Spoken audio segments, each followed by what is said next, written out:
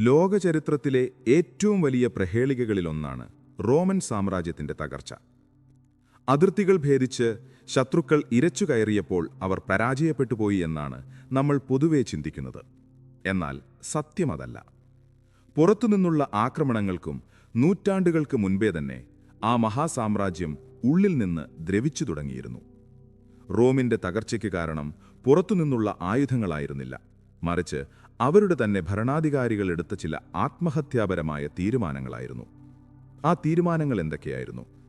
അധികാരത്തിന്റെ ഇടനാഴികളിൽ നടന്ന ഗൂഢാലോചനകളും ചതിയും അധികാരക്കൊതിയും എങ്ങനെയാണ് ലോകം കണ്ട ഏറ്റവും വലിയ ഒരു ജനതയെ ഒന്നാകെ നാശത്തിലേക്ക് നയിച്ചത്?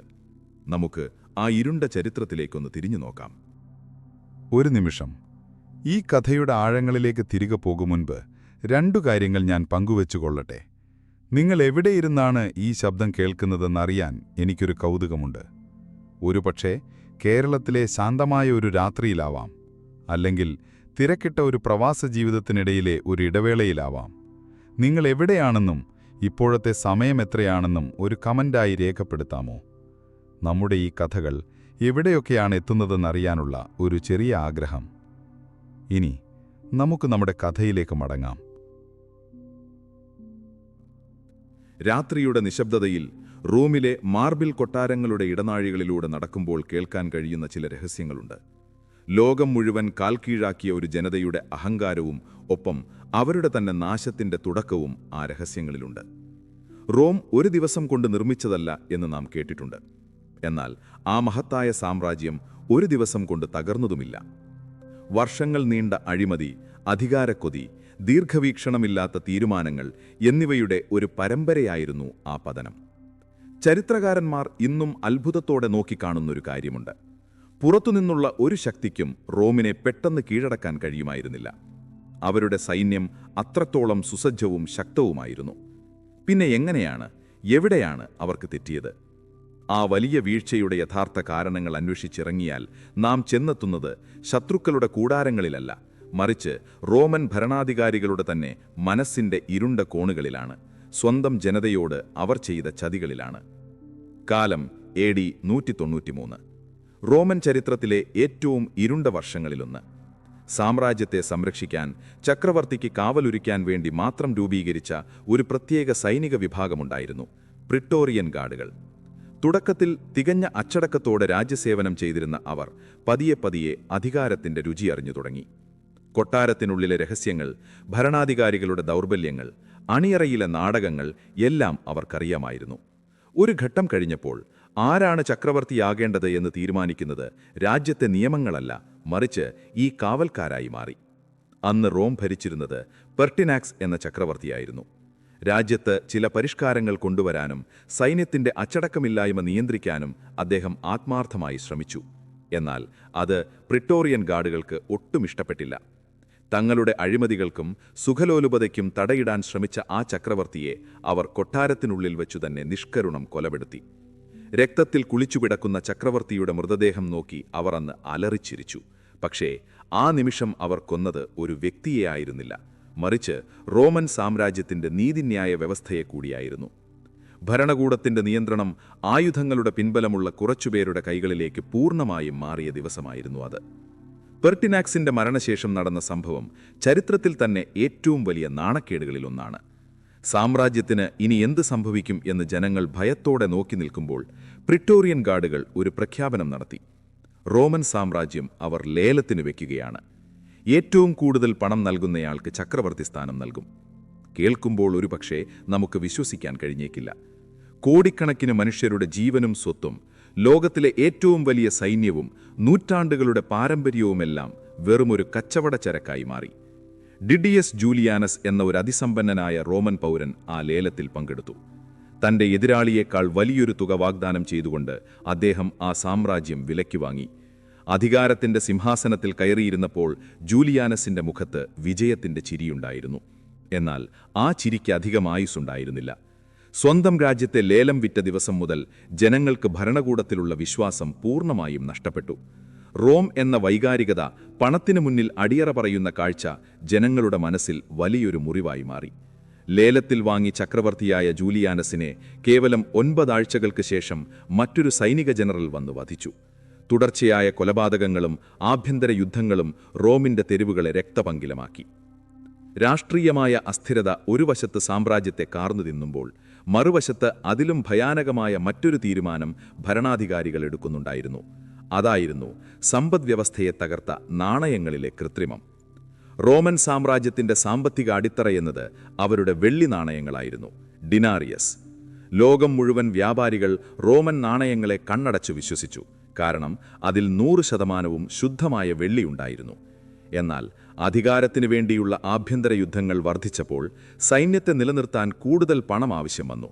ഖജനാവ് കാലിയായപ്പോൾ ചക്രവർത്തിമാർ ഒരു കുറുക്കുവഴി കണ്ടെത്തി. പുതിയ നാണയങ്ങൾ നിർമ്മിക്കുമ്പോൾ അതിലെ വെള്ളിയുടെ അളവ് കുറയ്ക്കുക, പകരം വില കുറഞ്ഞ ലോഹങ്ങൾ ചേർക്കുക. പുറമെ നോക്കുമ്പോൾ നാണയം പഴയതുപോലെ തന്നെ ഇരിക്കും, എന്നാൽ അതിൻ്റെ യഥാർത്ഥ മൂല്യം കുറവായിരിക്കും. ഒരു ഗവൺമെന്റും ചെയ്യാൻ പാടില്ലാത്ത ഏറ്റവും വലിയ വഞ്ചനയായിരുന്നു അത്. സെപ്റ്റിമിയസ് സെവറസ് എന്ന ചക്രവർത്തി തൻ്റെ മക്കൾക്ക് നൽകിയ ഒരു ഉപദേശമുണ്ട്. നിങ്ങൾ തമ്മിൽ യോജിപ്പോടെ ഇരിക്കുക, പടയാളികൾക്ക് ധാരാളം പണം നൽകുക, മറ്റാരെയും നിങ്ങൾ ഗൗനിക്കരുത്. ഈയൊരു ചിന്താഗതിയായിരുന്നു റോമിൻ്റെ സാമ്പത്തിക തകർച്ചയുടെ ആണിക്കല്ല്. സൈന്യത്തെ പ്രീതിപ്പെടുത്താൻ വേണ്ടി അവർ നാണയങ്ങളിലെ വെള്ളിയുടെ അളവ് വീണ്ടും വീണ്ടും കുറച്ചു. ഒടുവിൽ അത് വെറും 5% താഴെയായി ചുരുങ്ങി. ഇത് സാധാരണക്കാരുടെ ജീവിതത്തിൽ വലിയ പ്രത്യാഘാതങ്ങളുണ്ടാക്കി. വ്യാപാരികൾക്ക് നാണയത്തിലുള്ള വിശ്വാസം നഷ്ടപ്പെട്ടു. അവർ സാധനങ്ങളുടെ വില കുത്തനെ കൂട്ടി. ഇന്നത്തെ കാലത്ത് നമ്മൾ കേൾക്കുന്ന പണപ്പെരുപ്പം എന്ന വാക്കിൻ്റെ ഏറ്റവും ഭയാനകമായ രൂപം റോമിലെ ജനങ്ങൾ അന്ന് അനുഭവിച്ചു. ഒരു നേരത്തെ ഭക്ഷണത്തിനു വേണ്ടി ചാക്ക് കണക്കിന് നാണയങ്ങൾ കൊടുക്കേണ്ട ഗതികേടിലേക്ക് അവരെത്തി.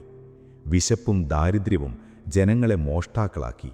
നിയമങ്ങൾ കാറ്റിൽ പറന്നു. തെരുവുകളിൽ അരാജകത്വം നടമാടി.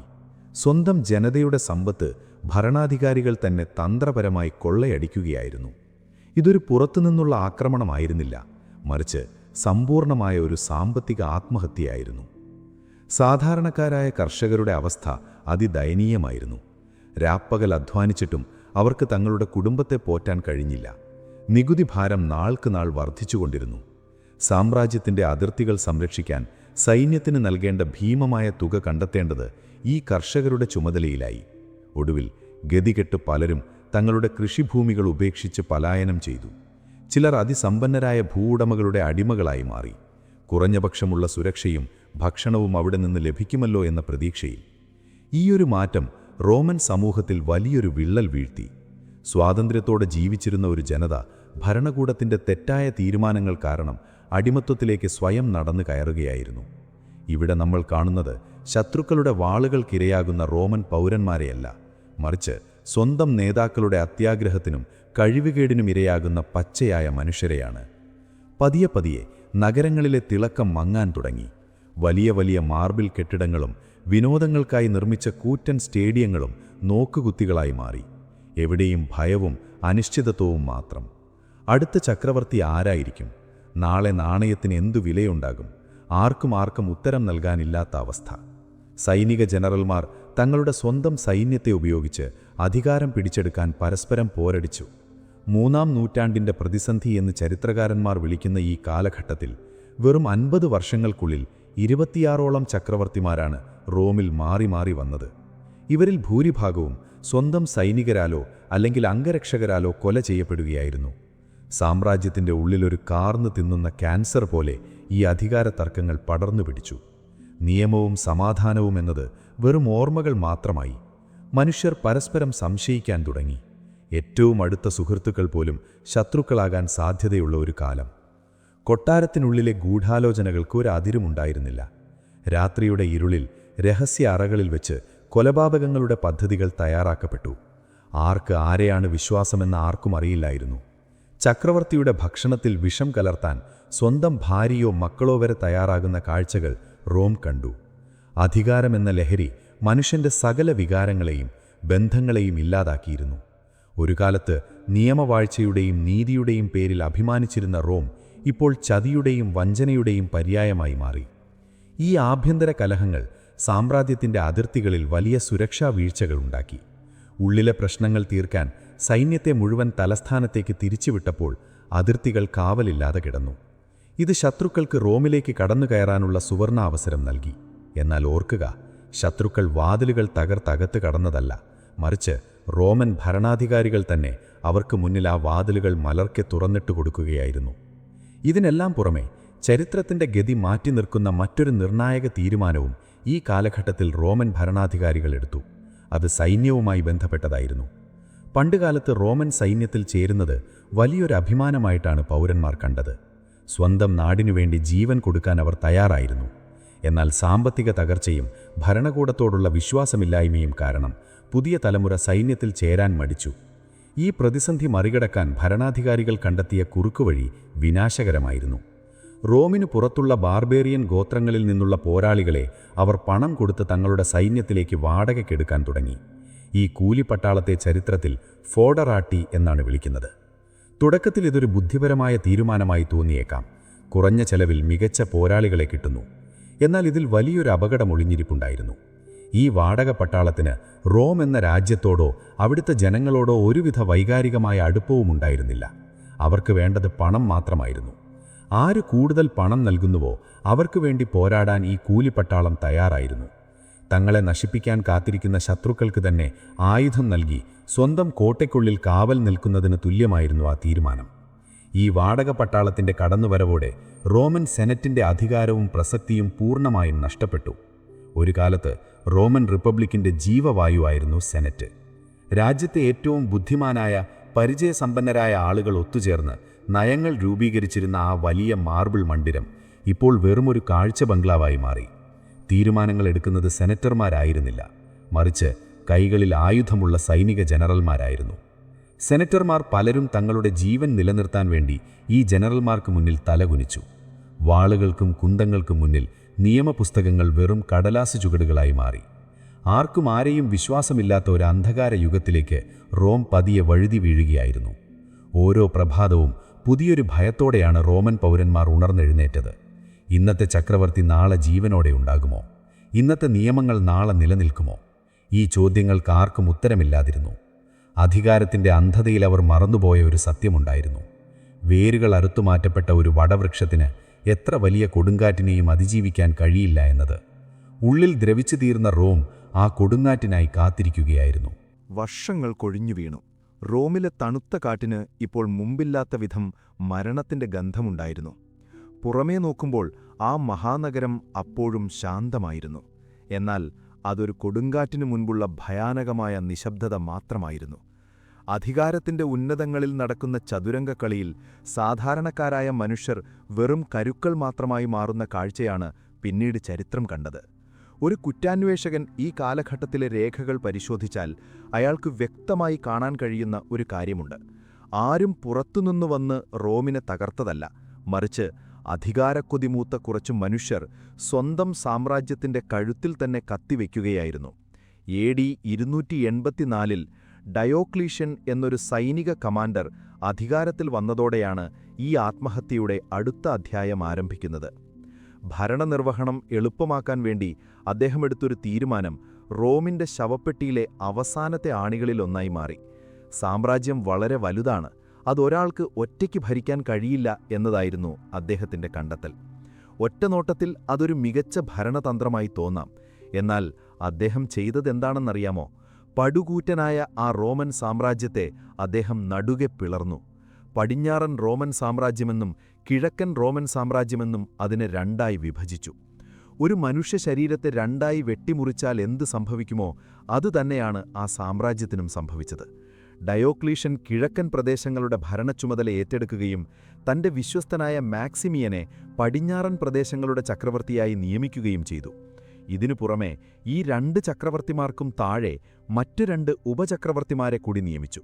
ടെട്രാക്കി അഥവാ 4 പേരുടെ ഭരണം എന്നാണ് ചരിത്രം ഇതിന് വിളിക്കുന്നത്. അധികാര വികേന്ദ്രീകരണം എന്ന പേരിൽ അവതരിപ്പിക്കപ്പെട്ട ഈ നാടകം ശരിക്കും ഒരു ദുരന്തത്തിന്റെ തുടക്കമായിരുന്നു. ഈ വിഭജനം റോമൻ ജനതയുടെ മനസ്സിലാണ് ആദ്യത്തെ വിള്ളലുണ്ടാക്കിയത്. നൂറ്റാണ്ടുകളായി ഒരൊറ്റ സാമ്രാജ്യത്തിന്റെ കുടക്കീഴിൽ ഒരൊറ്റ ജനതയായി ജീവിച്ചിരുന്ന അവർക്കിടയിൽ വലിയൊരു മതിലുയർന്നു. നമ്മൾ എന്ന ചിന്ത മാറി അവർ ഇവർ എന്നായി മാറി. ഭരണാധികാരികൾ തമ്മിലുള്ള അധികാര വടംവലികൾ അണിയറയിൽ സജീവമായി. ആരാണ് കൂടുതൽ ശക്തൻ എന്നതായിരുന്നു പ്രധാന പ്രശ്നം. രഹസ്യ പോലീസുകാരും ചാരന്മാരും കൊട്ടാരങ്ങളിൽ നിറഞ്ഞു. ആർക്കും ആരെയും വിശ്വാസമില്ലാത്ത അവസ്ഥ.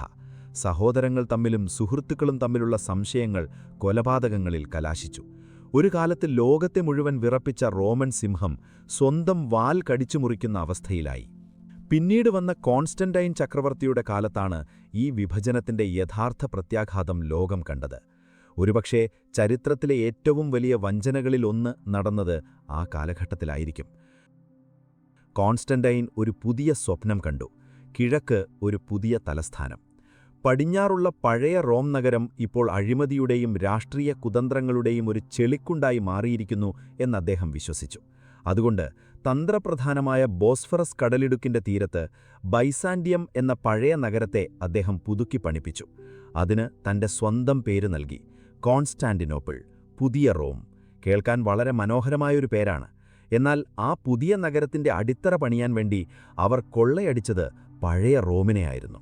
സമ്പത്തും അധികാരവും ബുദ്ധിജീവികളും സൈനികരും എല്ലാം പുതിയ നഗരത്തിലേക്ക് ഒഴുകി. റോം എന്ന മഹാനഗരം പതിയെ പതിയെ അനാഥമാവുകയായിരുന്നു. മഴ പെയ്യുന്ന ഇരുണ്ട നാട്ടുരാത്രികളിൽ റോമിലെ വിജനമായ തെരുവുകളിലൂടെ കുതിരവണ്ടികൾ പാഞ്ഞുപോകുന്നത് പതിവായി. അതിസമ്പന്നരായ സെനറ്റർമാരും വ്യാപാരികളും തങ്ങളുടെ വിലപിടിപ്പുള്ള വസ്തുക്കളുമായി കിഴക്കൻ പ്രദേശങ്ങളിലേക്ക് പലായനം ചെയ്യുകയായിരുന്നു. അവശേഷിച്ചത് ദരിദ്രരായ കർഷകരും സാധാരണക്കാരായ മനുഷ്യരും മാത്രം. ആ വലിയ നഗരത്തിലെ പല കൂറ്റൻ മാർബിൾ മണ്ഡിനങ്ങളും ആളൊഴിഞ്ഞു പ്രേതാലയങ്ങൾ പോലെയായി. റോമിലെ ഒരു ഇരുണ്ട മദ്യശാലയിൽ വെച്ച് പ്രായം ചെന്ന 2 പൗരന്മാർ തമ്മിൽ നടന്നൊരു സംഭാഷണം നമുക്ക് ഊഹിക്കാൻ കഴിയും. നരച്ച താടിയുള്ള മാർക്കസ് തന്റെ കയ്യിലിരുന്ന വീഞ്ഞുകോപ്പയിലേക്ക് നോക്കി നിറകണ്ണുകളോടെ സുഹൃത്തിനോട് ചോദിച്ചു, അവർ നമ്മളെ ഉപേക്ഷിച്ചു പോകുകയാണ് ലൂസിയസ്.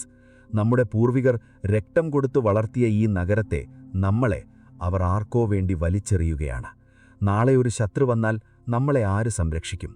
ലൂസിയസിന് അതിന് മറുപടിയുണ്ടായിരുന്നില്ല. ആ ചോദ്യത്തിൽ ഒരു ജനതയുടെ മുഴുവൻ നിസ്സഹായതയും ഭയവും ഒളിഞ്ഞിരിപ്പുണ്ടായിരുന്നു. ഒരു കുറ്റകൃത്യം നടക്കുമ്പോൾ ഇരകൾ അനുഭവിക്കുന്ന അതേ മാനസികാവസ്ഥയായിരുന്നു അന്ന് പടിഞ്ഞാറൻ റോമിലെ ഓരോ പൗരനും അനുഭവിച്ചത്. തങ്ങളെ നയിക്കാൻ ബാധ്യസ്ഥരായവർ തന്നെ തങ്ങളെ മരണത്തിന് വിട്ടുകൊടുക്കുന്നു എന്ന തിരിച്ചറിവ്. കിഴക്കൻ റോമൻ സാമ്രാജ്യം വ്യാപാരവും കൃഷിയും കൊണ്ട് തഴച്ചു വളർന്നപ്പോൾ പടിഞ്ഞാറൻ റോം സാമ്പത്തികമായി പൂർണ്ണമായും തകർന്നു. നികുതി പിരിക്കാൻ പോലും കഴിയാത്ത അവസ്ഥ. അതിർത്തികൾ സംരക്ഷിക്കാൻ മതിയായ സൈന്യമില്ല. ഉള്ള സൈനികർക്ക് തന്നെ ശമ്പളം കൊടുക്കാൻ പണമില്ല. ഈയൊരവസ്ഥയിലാണ് നേരത്തെ പറഞ്ഞ വാടക പട്ടാളത്തിന്റെ സ്വാധീനം പടിഞ്ഞാറൻ റോമിൽ ഏറ്റവും കൂടുതൽ പ്രകടമായത്. ജർമാനിക് ഗോത്രങ്ങളിൽ നിന്നുള്ള ബാർബേരിയൻ പോരാളികൾ പടിഞ്ഞാറൻ റോമൻ സൈന്യത്തിന്റെ പ്രധാന ഭാഗമായി മാറി. എന്നാൽ ഇപ്പോൾ സ്ഥിതിഗതികൾ അതിലും ഭയാനകമായിരുന്നു.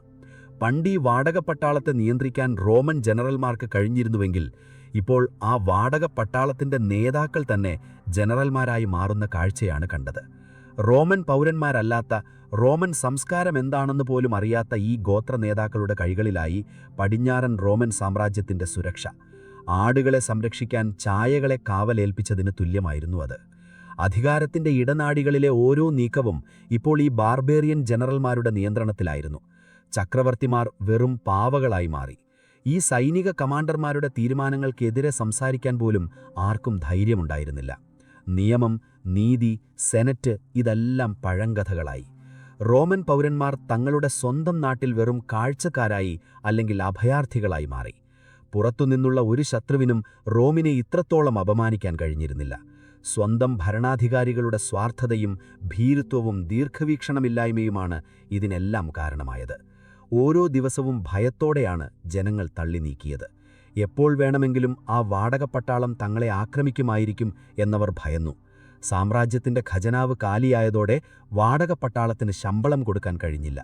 കൂലി കിട്ടാതായതോടെ അവർ കൂടുതൽ അക്രമാസക്തരായി. അവർ ഗ്രാമങ്ങൾ കൊള്ളയടിക്കാൻ തുടങ്ങി. സ്വന്തം സൈന്യം തന്നെ സ്വന്തം ജനങ്ങളെ കൊള്ളയടിക്കുന്ന ഭയാനകമായ ദൃശ്യം. അവിടെ ഒരു ഭരണകൂടം നിലവിലുണ്ടായിരുന്നില്ല. കേവലം അധികാരക്കൊതിമൂത്ത കുറച്ചു മനുഷ്യരുടെ കാട്ടാളത്തം മാത്രം. ഇത് റോമിന്റെ അവസാനത്തിന്റെ തുടക്കമായിരുന്നു. എന്നാൽ ആ അവസാനം എങ്ങനെയായിരിക്കുമെന്ന് അന്ന് ആർക്കും പ്രവചിക്കാൻ കഴിഞ്ഞിരുന്നില്ല. കൂടുതൽ രക്തരൂക്ഷിതമായ, കൂടുതൽ ഇരുണ്ട ദിനങ്ങൾ അവർക്കായി കാത്തിരിപ്പുണ്ടായിരുന്നു. ഭരണകൂടം ജനങ്ങളെ പൂർണ്ണമായും കൈവിട്ട ആ നാളുകളിൽ സമൂഹത്തിൽ പുതിയ ചില മാറ്റങ്ങൾ കൂടി സംഭവിക്കുന്നുണ്ടായിരുന്നു. മനഃശാസ്ത്രപരമായി നോക്കുമ്പോൾ വലിയൊരു പ്രതിസന്ധി ഘട്ടത്തിൽ മനുഷ്യൻ എപ്പോഴും ഒരു രക്ഷകനെ അന്വേഷിക്കും. ഭരണകൂടത്തിന് ആ രക്ഷകനാകാൻ കഴിയില്ലെന്നുറപ്പായപ്പോൾ ജനങ്ങൾ മതത്തിലേക്കും ആത്മീയതയിലേക്കും തിരിഞ്ഞു. ക്രിസ്തുമതം സാമ്രാജ്യത്തിൽ വളരെ വേഗം പടർന്നു പിടിക്കാൻ ഇത് വലിയൊരു കാരണമായി മാറി. പഴയ റോമൻ ദേവന്മാർ തങ്ങളെ കൈവിട്ടുവെന്ന് വിശ്വസിച്ച ജനങ്ങൾ സമാധാനവും സ്നേഹവും വാഗ്ദാനം ചെയ്ത പുതിയ വിശ്വാസത്തെ ഇരു കൈയും നീട്ടി സ്വീകരിച്ചു. എന്നാൽ ഇതും സാമ്രാജ്യത്തിന്റെ അടിസ്ഥാന ഘടനയെ ബാധിച്ചു. പരമ്പരാഗതമായി റോമൻ ഭരണകൂടവും മതവും പരസ്പരം ബന്ധപ്പെട്ടു കിടക്കുന്ന ഒന്നായിരുന്നു. ചക്രവർത്തിയെ ദൈവത്തെപ്പോലെ ആരാധിക്കുന്ന ഒരു രീതി അവർക്കുണ്ടായിരുന്നു. എന്നാൽ ക്രിസ്തുമതത്തിന്റെ വളർച്ചയോടെ ഈ സങ്കല്പങ്ങൾക്ക് ഇളക്കം തട്ടി. ചക്രവർത്തിയല്ല, മറിച്ച് ദൈവമാണ് ഏറ്റവും വലിയവൻ എന്ന ചിന്ത ജനങ്ങളിൽ ശക്തമായി. ഇത് പരോക്ഷമായി ഭരണകൂടത്തിന്റെ അധികാരത്തെ ചോദ്യം ചെയ്യുന്നതിന് തുല്യമായിരുന്നു. ജനങ്ങൾക്ക് രാഷ്ട്രത്തോടുള്ള കൂറ് കുറയുകയും മതത്തോടുള്ള കൂറ് വർദ്ധിക്കുകയും ചെയ്തു. ഒരു സാമ്രാജ്യത്തെ സംബന്ധിച്ചിടത്തോളം ഇതും ഒരു വലിയ ആഭ്യന്തര ഭീഷണിയായിരുന്നു. പൗരന്മാർ തങ്ങളുടെ രാജ്യത്തെ സംരക്ഷിക്കുന്നതിനേക്കാൾ ഉപരി തങ്ങളുടെ ആത്മാവിനെ സംരക്ഷിക്കുന്നതിനെക്കുറിച്ച് ചിന്തിക്കാൻ തുടങ്ങിയപ്പോൾ ആ സാമ്രാജ്യത്തിന്റെ അടിത്തറയാണ് ഇളകിയത്. എല്ലാം കൊണ്ടും ഒരു വലിയ പൊട്ടിത്തെറിക്ക് കോപ്പുകൂട്ടുകയായിരുന്നു പടിഞ്ഞാറൻ റോമൻ സാമ്രാജ്യം. രാജ്യത്തിന്റെ അടിത്തറ ഇളകിയ ആ കാലഘട്ടത്തിൽ ചരിത്രത്താളുകളിൽ അധികം ചർച്ച ചെയ്യപ്പെടാതെ പോയ മറ്റൊരു നിശബ്ദമായ ചതി കൂടി അരങ്ങേറുന്നുണ്ടായിരുന്നു. സാമ്രാജ്യത്തിലെ അതിസമ്പന്നരായ ഭൂവുടമകളുടെയും സെനറ്റർമാരുടെയും വഞ്ചനയായിരുന്നു അത്. നഗരങ്ങളിലെ അരക്ഷിതാവസ്ഥയും സൈന്യത്തെ തീറ്റിപ്പോറ്റാൻ വേണ്ടി ഭരണകൂടം അടിച്ചേൽപ്പിച്ച ഉയർന്ന നികുതിയും ഒഴിവാക്കാൻ ഈ ഉന്നത കുലജാതർ ഒരു കുറുക്കുവഴി കണ്ടെത്തി. നഗരങ്ങളിലെ തങ്ങളുടെ കൊട്ടാരങ്ങൾ ഉപേക്ഷിച്ച് അവർ ഗ്രാമങ്ങളിലുള്ള തങ്ങളുടെ വിശാലമായ എസ്റ്റേറ്റുകളിലേക്ക് താമസം മാറി. അവിടെ അവർ തങ്ങളുടേതായ ഒരു സമാന്തര രാജ്യം തന്നെ സൃഷ്ടിച്ചു.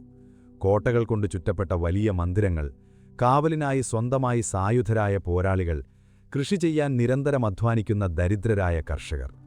ഭരണകൂടത്തിന് നികുതി നൽകാൻ ഈ സമ്പന്നർ വിസമ്മതിച്ചു. നികുതി പിരിക്കാൻ വരുന്ന ഉദ്യോഗസ്ഥരെ തങ്ങളുടെ സ്വകാര്യ സൈന്യത്തെ ഉപയോഗിച്ച് അവർ ഭയപ്പെടുത്തി തിരിച്ചയച്ചു. ഫലത്തിൽ രാജ്യത്തിന്റെ ഏറ്റവും വലിയ വരുമാന സ്രോതസ്സാണ് അവിടെ അടഞ്ഞുപോയത്. ദരിദ്രരായ സാധാരണക്കാരുടെ മേൽ മാത്രം നികുതിഭാരം മുഴുവൻ വീണതോടെ രാജ്യത്തിന്റെ സമ്പദ്വ്യവസ്ഥ പൂർണ്ണമായും തകർന്നു. ആർക്കുവേണ്ടിയാണോ സാധാരണ ജനങ്ങൾ തങ്ങളുടെ വിയർപ്പും രക്തവും ഒഴുക്കിയത്, ആ ഉന്നതവർഗം തന്നെ അവരെ മരണത്തിന് വിട്ടുകൊടുത്ത് സ്വന്തം സുരക്ഷ മാത്രം നോക്കി ഒളിച്ചോടുകയായിരുന്നു. സാമ്രാജ്യത്തോടുള്ള കൂറ് എന്നത് പണക്കാരുടെ നിഘണ്ടുവിൽ ഇല്ലാത്ത ഒരു വാക്കായി മാറി. ഇതിനിടയിൽ ഒരു ഫോറൻസിക് കുറ്റാന്വേഷകന്റെ കണ്ണുകളോടെ ചരിത്രകാരന്മാർ പരിശോധിക്കുന്ന മറ്റൊരു സുപ്രധാന തെളിവ് കൂടിയുണ്ട്. അത് റോമൻ സൈന്യത്തിന്റെ ആയുധപ്പുരകളുമായി ബന്ധപ്പെട്ടതാണ്. വെജീസിയസ് എന്ന റോമൻ ചരിത്രകാരന്റെ കുറിപ്പുകളിൽ ഇതിനെക്കുറിച്ച് വളരെ കൃത്യമായി രേഖപ്പെടുത്തിയിട്ടുണ്ട്. ഒരു കാലത്ത് ലോകത്തിലെ ഏറ്റവും മികച്ച അച്ചടക്കമുള്ള സൈന്യമായിരുന്നു റോമിൻ്റേത്. ഭാരമേറിയ ഇരുമ്പ് കവചങ്ങളും വലിയ പരിശകളും മൂർച്ചയേറിയ വാളുകളുമായി മൈലുകളോളം മാർച്ച് ചെയ്യാൻ അവർക്ക് കഴിഞ്ഞിരുന്നു. എന്നാൽ ഭരണകൂടത്തിന്റെ സാമ്പത്തിക തകർച്ചയും നിരന്തരമായ ആഭ്യന്തര യുദ്ധങ്ങളും സൈന്യത്തിന്റെ ആത്മവീര്യം കെടുത്തി. പുതിയ തലമുറയിലെ സൈനികർക്ക് കഠിനമായ പരിശീലനങ്ങളോട് താൽപ്പര്യമില്ലാതെയായി. ഭാരമേറിയ ഇരുമ്പ് കവചങ്ങൾ ധരിക്കുന്നത് ബുദ്ധിമുട്ടാണെന്ന് അവർ പരാതിപ്പെട്ടു. അച്ചടക്കം നഷ്ടപ്പെട്ട സൈന്യത്തെ നിയന്ത്രിക്കാൻ കഴിവില്ലാത്ത ജനറൽമാർ സൈനികരുടെ ഈ അലസതയ്ക്ക് കുടപിടിച്ചുകൊടുത്തു. പതിയെ പതിയെ അവർ കവചങ്ങൾ ഉപേക്ഷിച്ചു. പകരം തുകൽ കൊണ്ടുണ്ടാക്കിയ കനം കുറഞ്ഞ ആവരണങ്ങൾ ധരിക്കാൻ തുടങ്ങി. ശത്രുക്കളുടെ അമ്പുകൾക്കും കുന്തങ്ങൾക്കും മുന്നിൽ അവർ തങ്ങളുടെ നെഞ്ചു വിരിച്ചു കൊടുക്കുന്നതിന് തുല്യമായിരുന്നു ഈ തീരുമാനം. ആയുധങ്ങളിൽ മാത്രമല്ല, യുദ്ധതന്ത്രങ്ങളിലും അവർ പിന്നോട്ടുപോയി. ശത്രുക്കളായ ബാർബേറിയന്മാരുടെ വസ്ത്രധാരണവും ആയുധങ്ങളും അവരനുകരിക്കാൻ തുടങ്ങി. ചുരുക്കത്തിൽ പുറമേ നിന്ന് നോക്കുമ്പോൾ അതൊരു റോമൻ സൈന്യമായിരുന്നു. എങ്കിലും ഉള്ളിൽ അവർക്ക് ആ പഴയ കരുത്തോ പോരാട്ടവീര്യമോ ഉണ്ടായിരുന്നില്ല. ചിതലരിച്ച ഒരു മരത്തടി പോലെ പടിഞ്ഞാറൻ റോമൻ സൈന്യം ഉള്ളിൽ നിന്ന് ദ്രവിച്ചു തീർന്നിരുന്നു. ഇത്തരമൊരു അന്ധകാര കാലഘട്ടത്തിലാണ് ഫ്ലാവിയസ് ടിലിക്കോ എന്നൊരു സൈന്യാധിപൻ പടിഞ്ഞാറൻ റോമിന്റെ ചരിത്രത്തിലേക്ക് കടന്നുവരുന്നത്. പകുതി റോമനും പകുതി ബാർബേറിയനുമായിരുന്ന സ്റ്റിലിക്കോ യഥാർത്ഥത്തിൽ റോമിനെ സ്നേഹിച്ച അവസാനത്തെ മഹാന്മാരായ ജനറൽമാരിലൊരാളായിരുന്നു. സൈന്യത്തിന്റെ സർവ്വസൈന്യാധിപൻ എന്ന നിലയിൽ തകർന്നുകൊണ്ടിരുന്ന ആ സാമ്രാജ്യത്തെ ഒറ്റക്കെട്ടായി നിർത്തിയിരുന്നത് അദ്ദേഹത്തിന്റെ വ്യക്തിപ്രഭാവമായിരുന്നു. ശത്രുക്കളുടെ ആക്രമണങ്ങളെ തന്ത്രസഹം നേരിടാനും ഒപ്പം സാമ്രാജ്യത്തിനുള്ളിലെ പ്രശ്നങ്ങൾ പരിഹരിക്കാനും സ്റ്റിലിക്കോ അക്ഷീണം പ്രയത്നിച്ചു. എന്നാൽ അധികാരത്തിന്റെ ഇടനാഴികളിലെ അസൂയയും കുടിലതന്ത്രങ്ങളും ഒരു കൊടുങ്കാട്ടുപോലെ ആ മനുഷ്യനെതിരെ ആഞ്ഞടിച്ചു. ഒരുപക്ഷേ പുറത്തുനിന്നുള്ള ശത്രുക്കളെക്കാൾ അപകടകാരികൾ സ്വന്തം കൊട്ടാരത്തിനുള്ളിൽ തന്നെയാണെന്ന് അദ്ദേഹം തിരിച്ചറിഞ്ഞിട്ടുണ്ടാകണം. പടിഞ്ഞാറൻ റോമൻ സാമ്രാജ്യത്തിന്റെ അപ്പോഴത്തെ തലസ്ഥാനം റോം നഗരമായിരുന്നില്ല, മറിച്ച് വടക്കൻ ഇറ്റലിയിലെ റവന്ന എന്ന നഗരമായിരുന്നു. ചുറ്റും ചതുപ്പുകളാൽ ആവൃതമായ, ശത്രുക്കൾക്ക് പെട്ടെന്ന് കടന്നുകയറാൻ കഴിയാത്ത ഒരു സുരക്ഷിത താവളം. അവിടെയാണ് ഹൊനോറിയസ് എന്ന ദുർബലനായ ചക്രവർത്തി കഴിഞ്ഞിരുന്നത്. പേരിനു മാത്രം ചക്രവർത്തിയായിരുന്ന ഹൊനോറിയസിന് സ്വന്തമായി തീരുമാനങ്ങളെടുക്കാനുള്ള കഴിവോ രാജ്യത്തെ നയിക്കാനുള്ള പ്രാപ്തിയോ ഉണ്ടായിരുന്നില്ല. ഒരു കൊച്ചുകുട്ടിയെപ്പോലെ ഭയചകിതനായിരുന്ന അദ്ദേഹത്തിന് എപ്പോഴും സംരക്ഷണത്തിനായി സ്റ്റിലിക്കോയെ ആവശ്യമായിരുന്നു. എന്നാൽ ഹൊനോറിയസിന്റെ മനസ്സിന്റെ ഈ ദൗർബല്യം മുതലെടുക്കാൻ റവന്നയിലെ കൊട്ടാരത്തിൽ ഒളിഞ്ഞിരുന്ന ചിലർ തീരുമാനിച്ചു. ഒളിമ്പിയസ് എന്നൊരു കുടിലനായ ഉപദേഷ്ടാവായിരുന്നു ഈ ഗൂഢാലോചനയുടെ മുഖ്യ സൂത്രധാരൻ. പകുതി ബാർബേറിയനായ സ്റ്റിലിക്കോയ്ക്ക് ഒരിക്കലും റോമിനോട് കൂറുണ്ടാവില്ലെന്നും അദ്ദേഹം ശത്രുക്കളുമായി ചേർന്ന് ചക്രവർത്തിയെ വധിക്കാൻ പദ്ധതിയിടുന്നുണ്ടെന്നും ഒളിമ്പിയസ് ഹൊനോറിയസിന്റെ കാതുകളിൽ മന്ത്രിച്ചു. ഭയം മനുഷ്യന്റെ സാമാന്യ ബുദ്ധിയെ എങ്ങനെ നശിപ്പിക്കുന്നു എന്നതിന്റെ ഏറ്റവും വലിയ ഉദാഹരണമായിരുന്നു ഹൊനോറിയസ്. തന്നെയും തന്റെ രാജ്യത്തെയും ഇത്രയും കാലം സംരക്ഷിച്ചു നിർത്തിയ ഒരേയൊരു മനുഷ്യനെ അദ്ദേഹം സംശയിക്കാൻ തുടങ്ങി. റവന്നയിലെ ഇരുണ്ട ഇടനാഴികളിൽ വെച്ച് സ്റ്റിലിക്കോയെ ഇല്ലാതാക്കാനുള്ള പദ്ധതികൾ തയ്യാറാക്കപ്പെട്ടു. ഈ ഗൂഢാലോചനയെക്കുറിച്ച് സ്റ്റിലിക്കോയുടെ വിശ്വസ്തരായ ചില സൈനികർ അദ്ദേഹത്തിന് മുന്നറിയിപ്പ് നൽകിയിരുന്നു. തനിക്കെതിരെ വധശ്രമം നടക്കുന്നുണ്ടെന്നറിഞ്ഞപ്പോൾ സ്റ്റിലിക്കോയ്ക്ക് വേണമെങ്കിൽ തന്റെ സൈന്യത്തെ ഉപയോഗിച്ച് റവന്ന പിടിച്ചെടുക്കുകയും ചക്രവർത്തിയെ പുറത്താക്കുകയും ചെയ്യാമായിരുന്നു. സൈന്യം മുഴുവൻ അദ്ദേഹത്തിനൊപ്പമായിരുന്നു. എന്നാൽ തന്റെ ഒരു പ്രവൃത്തി സാമ്രാജ്യത്തിൽ മറ്റൊരു ആഭ്യന്തര യുദ്ധത്തിന് കാരണമാകരുത് എന്ന് അദ്ദേഹം ആഗ്രഹിച്ചു. ആ മഹാമനസ്കതയാണ് അദ്ദേഹത്തിന്റെ ജീവനെടുത്തത്. AD 408 ഓഗസ്റ്റ് മാസം റവന്നയിലെ ഒരു പള്ളിയിൽ അഭയം പ്രാപിച്ചിരുന്ന സ്റ്റിലിക്കോയുടെ മുന്നിലേക്ക് ചക്രവർത്തിയുടെ രഹസ്യ ഉത്തരവുമായി സൈനികരെത്തി. വധശിക്ഷയാണ് അദ്ദേഹത്തിന് വിധിച്ചിരിക്കുന്നത്. യാതൊരു പ്രതിരോധത്തിനും മുതിരാതെ റോമിനോടുള്ള തന്റെ വിശ്വസ്തത തെളിയിച്ചുകൊണ്ട് ആ സൈന്യാധിപൻ അവരുടെ മുന്നിൽ മുട്ടുകുത്തി. തന്റെ കഴുത്തിലേക്ക് വാൾ വീഴുന്ന ആ അവസാന നിമിഷത്തിൽ സ്റ്റിലിക്കോയുടെ മനസ്സിലൂടെ കടന്നുപോയ ചിന്തകൾ എന്തായിരുന്നിരിക്കും? താൻ ജീവൻ കൊടുത്ത് സംരക്ഷിച്ച ഒരു സാമ്രാജ്യം നന്ദിയില്ലാതെ തന്നെ കൊലപ്പെടുത്തുമ്പോഴുണ്ടാകുന്ന സങ്കടം, അല്ലെങ്കിൽ ഈ മണ്ടന്മാരായ ഭരണാധികാരികൾ സ്വന്തം കുഴി തോണ്ടുകയാണല്ലോ എന്നോർത്തുള്ള സഹതാപം. ഏതായാലും ഒറ്റവെട്ടിന് ആ തല താഴേക്ക് വീണു. അവിടെ ചിതറിത്തെറിച്ചത് വെറുമൊരു മനുഷ്യന്റെ രക്തമായിരുന്നില്ല, മറിച്ച് പടിഞ്ഞാറൻ റോമൻ സാമ്രാജ്യത്തിന്റെ അവസാനത്തെ പ്രതീക്ഷ കൂടിയായിരുന്നു. ആ മനുഷ്യന്റെ മരണത്തോടെ സാമ്രാജ്യത്തിന്റെ വാതിലുകൾ ശത്രുക്കൾക്ക് മുന്നിൽ പൂർണ്ണമായും തുറന്നിടപ്പെട്ടു. സ്റ്റിലിക്കോയുടെ വധത്തിനു ശേഷം റോമൻ ചരിത്രത്തിലെ ഏറ്റവും ക്രൂരവും വിഡ്ഢിത്തം നിറഞ്ഞതുമായ മറ്റൊരു തീരുമാനം കൂടി ഭരണാധികാരികളെടുത്തു. സ്റ്റിലിക്കോയോടുള്ള ഭയം കൊണ്ടും വിരോധം കൊണ്ടും അദ്ദേഹത്തോട് കൂറുണ്ടായിരുന്ന ബാർബേറിയൻ വംശജരായ സൈനികരോട് ഭരണകൂടം പ്രതികാരം ചെയ്യാൻ തുടങ്ങി. ഇറ്റലിയിലെ വിവിധ നഗരങ്ങളിൽ റോമൻ സൈന്യത്തിൽ സേവനമനുഷ്ഠിച്ചിരുന്ന ഈ വാടകപ്പട്ടാളക്കാരുടെ കുടുംബങ്ങളെ തിരഞ്ഞുപിടിച്ച് കൊലപ്പെടുത്താൻ കൊട്ടാരത്തിൽ നിന്ന് രഹസ്യ ഉത്തരവ് പോയി. അക്ഷരാർത്ഥത്തിൽ അതൊരു കൂട്ടക്കുരുതിയായിരുന്നു. വീടുകളിൽ അതിക്രമിച്ചു കയറിയ റോമൻ പടയാളികൾ സ്ത്രീകളെയും കുട്ടികളെയും നിഷ്കരുണം വെട്ടിക്കൊന്നു. ഇറ്റലിയുടെ തെരുവുകളിൽ ആ നിരപരാധികളുടെ രക്തമൊഴുകി. തങ്ങളുടെ ജീവന്റെ സുരക്ഷ റോമൻ സാമ്രാജ്യത്തിന് വിട്ടുകൊടുത്ത് യുദ്ധമുഖത്ത് പോരാടിക്കൊണ്ടിരുന്ന 30,000-ഓളം സൈനികരുടെ കുടുംബങ്ങളെയാണ് റോം സ്വന്തം കൈകൊണ്ടില്ലാതാക്കിയത്. ഇതെന്തിനു വേണ്ടിയായിരുന്നു? ഒരു ന്യായീകരണവും നൽകാൻ കഴിയാത്ത ഈ ക്രൂരത വരാനിരിക്കുന്ന വലിയൊരു വിനാശത്തിന്റെ വിത്തുകൾ പാകുകയായിരുന്നു. തങ്ങളുടെ പ്രിയപ്പെട്ട ഭാര്യമാരുടെയും പിഞ്ചുകുഞ്ഞുങ്ങളുടെയും ചിതറിത്തെറിച്ച മൃതദേഹങ്ങൾ കണ്ട ആ സൈനികരുടെ മാനസികാവസ്ഥ എന്തായിരിക്കും? റോമിനു വേണ്ടി ഇത്രയും കാലം ഒഴുക്കിയ വിയർപ്പിനും രക്തത്തിനും അവർ നൽകിയ പ്രതിഫലം ഇതാണോ? സങ്കടം പെട്ടെന്നുതന്നെ കോപത്തിനു വഴിമാറി. പ്രതികാരദാഹികളായ ആ 30,000 സൈനികർ ഒരൊറ്റ രാത്രി കൊണ്ട് റോമൻ സൈന്യത്തിൽ നിന്ന് കൂട്ടത്തോടെ രാജിവെച്ചു.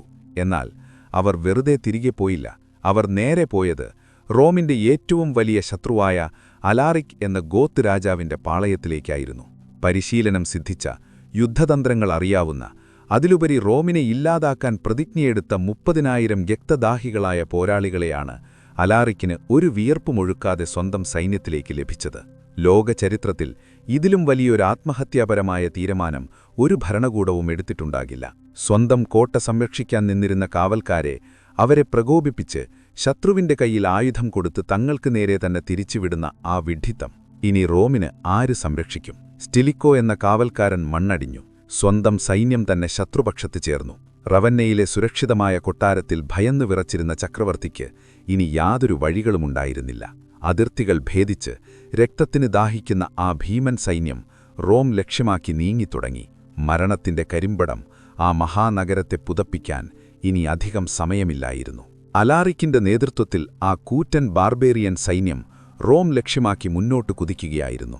തടയാൻ ഒരു സൈന്യവും അവർക്ക് മുന്നിലുണ്ടായിരുന്നില്ല. റോമൻ സാമ്രാജ്യത്തിന്റെ ഹൃദയഭാഗങ്ങളിലൂടെ നൂറ്റാണ്ടുകളായി ശത്രുവിന്റെ കാൽപ്പാടുകൾ പതിയുകയോ ഒരു യുദ്ധത്തിന്റെ ഭീതി അറിയുകയോ ചെയ്യാത്ത ശാന്തമായ ഗ്രാമങ്ങളിലൂടെ അവരൊരു കൊടുങ്കാറ്റുപോലെ കടന്നുപോയി. അതൊരു സാധാരണ സൈന്യമായിരുന്നില്ല. തങ്ങൾക്ക് ലഭിക്കേണ്ട നീതിക്കു വേണ്ടി തലചായ്ക്കാൻ ഒരിടത്തിനുവേണ്ടി പോരാടുന്ന ഒരു ജനതയായിരുന്നു അവർ. അവർക്കൊപ്പം തങ്ങളുടെ പ്രിയപ്പെട്ട ഭാര്യമാരുടെയും പിഞ്ചുകുഞ്ഞുങ്ങളുടെയും ചിതറിത്തെറിച്ച മൃതദേഹങ്ങൾ കണ്ട ആ സൈനികരുടെ മാനസികാവസ്ഥ എന്തായിരിക്കും? റോമിനുവേണ്ടി ഇത്രയും കാലം ഒഴുക്കിയ വിയർപ്പിനും രക്തത്തിനും അവർ നൽകിയ പ്രതിഫലം ഇതാണോ? സങ്കടം പെട്ടെന്നു തന്നെ കോപത്തിനു വഴിമാറി. പ്രതികാരദാഹികളായ ആ 30,000 സൈനികർ ഒരൊറ്റ രാത്രി കൊണ്ട് റോമൻ സൈന്യത്തിൽ നിന്ന് കൂട്ടത്തോടെ രാജിവെച്ചു. എന്നാൽ അവർ വെറുതെ തിരികെ പോയില്ല. അവർ നേരെ പോയത് റോമിന്റെ ഏറ്റവും വലിയ ശത്രുവായ അലാറിക് എന്ന ഗോത്ത് രാജാവിന്റെ പാളയത്തിലേക്കായിരുന്നു. പരിശീലനം സിദ്ധിച്ച, യുദ്ധതന്ത്രങ്ങൾ അറിയാവുന്ന, അതിലുപരി റോമിനെ ഇല്ലാതാക്കാൻ പ്രതിജ്ഞയെടുത്ത 30,000 രക്തദാഹികളായ പോരാളികളെയാണ് അലാറിക്കിന് ഒരു വിയർപ്പുമൊഴുക്കാതെ സ്വന്തം സൈന്യത്തിലേക്ക് ലഭിച്ചത്.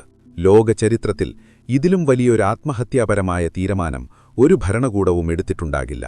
സ്വന്തം കോട്ട സംരക്ഷിക്കാൻ നിന്നിരുന്ന കാവൽക്കാരെ അവരെ പ്രകോപിപ്പിച്ച് ശത്രുവിന്റെ കയ്യിൽ ആയുധം കൊടുത്ത് തങ്ങൾക്ക് നേരെ തന്നെ തിരിച്ചുവിടുന്ന ആ വിഡ്ഢിത്തം ഇനി റോമിന് ആര് സംരക്ഷിക്കും? സ്റ്റിലിക്കോ എന്ന കാവൽക്കാരൻ മണ്ണടിഞ്ഞു. സ്വന്തം സൈന്യം തന്നെ ശത്രുപക്ഷത്ത് ചേർന്നു. റവന്നയിലെ സുരക്ഷിതമായ കൊട്ടാരത്തിൽ ഭയന്നു വിറച്ചിരുന്ന ചക്രവർത്തിക്ക് ഇനി യാതൊരു വഴികളുമുണ്ടായിരുന്നില്ല.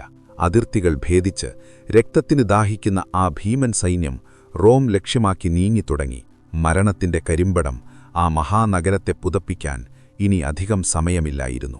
AD 408 അവസാനത്തോടെ അലാറിക്കിന്റെ സൈന്യം റോം നഗരത്തിന് പുറത്തെത്തി. ലോകത്തിന്റെ തലസ്ഥാനമെന്ന് അഹങ്കരിച്ചിരുന്ന എണ്ണമറ്റ രാജാക്കന്മാരും ചക്രവർത്തിമാരും തലകുനിച്ചു നിന്നിട്ടുള്ള ആ മഹാനഗരം ഏതാണ്ട് 800 വർഷങ്ങളായി ഒരു വിദേശ സൈന്യം ആ നഗരത്തിന്റെ അതിർത്തികൾ ഭേദിച്ചിരുന്നില്ല.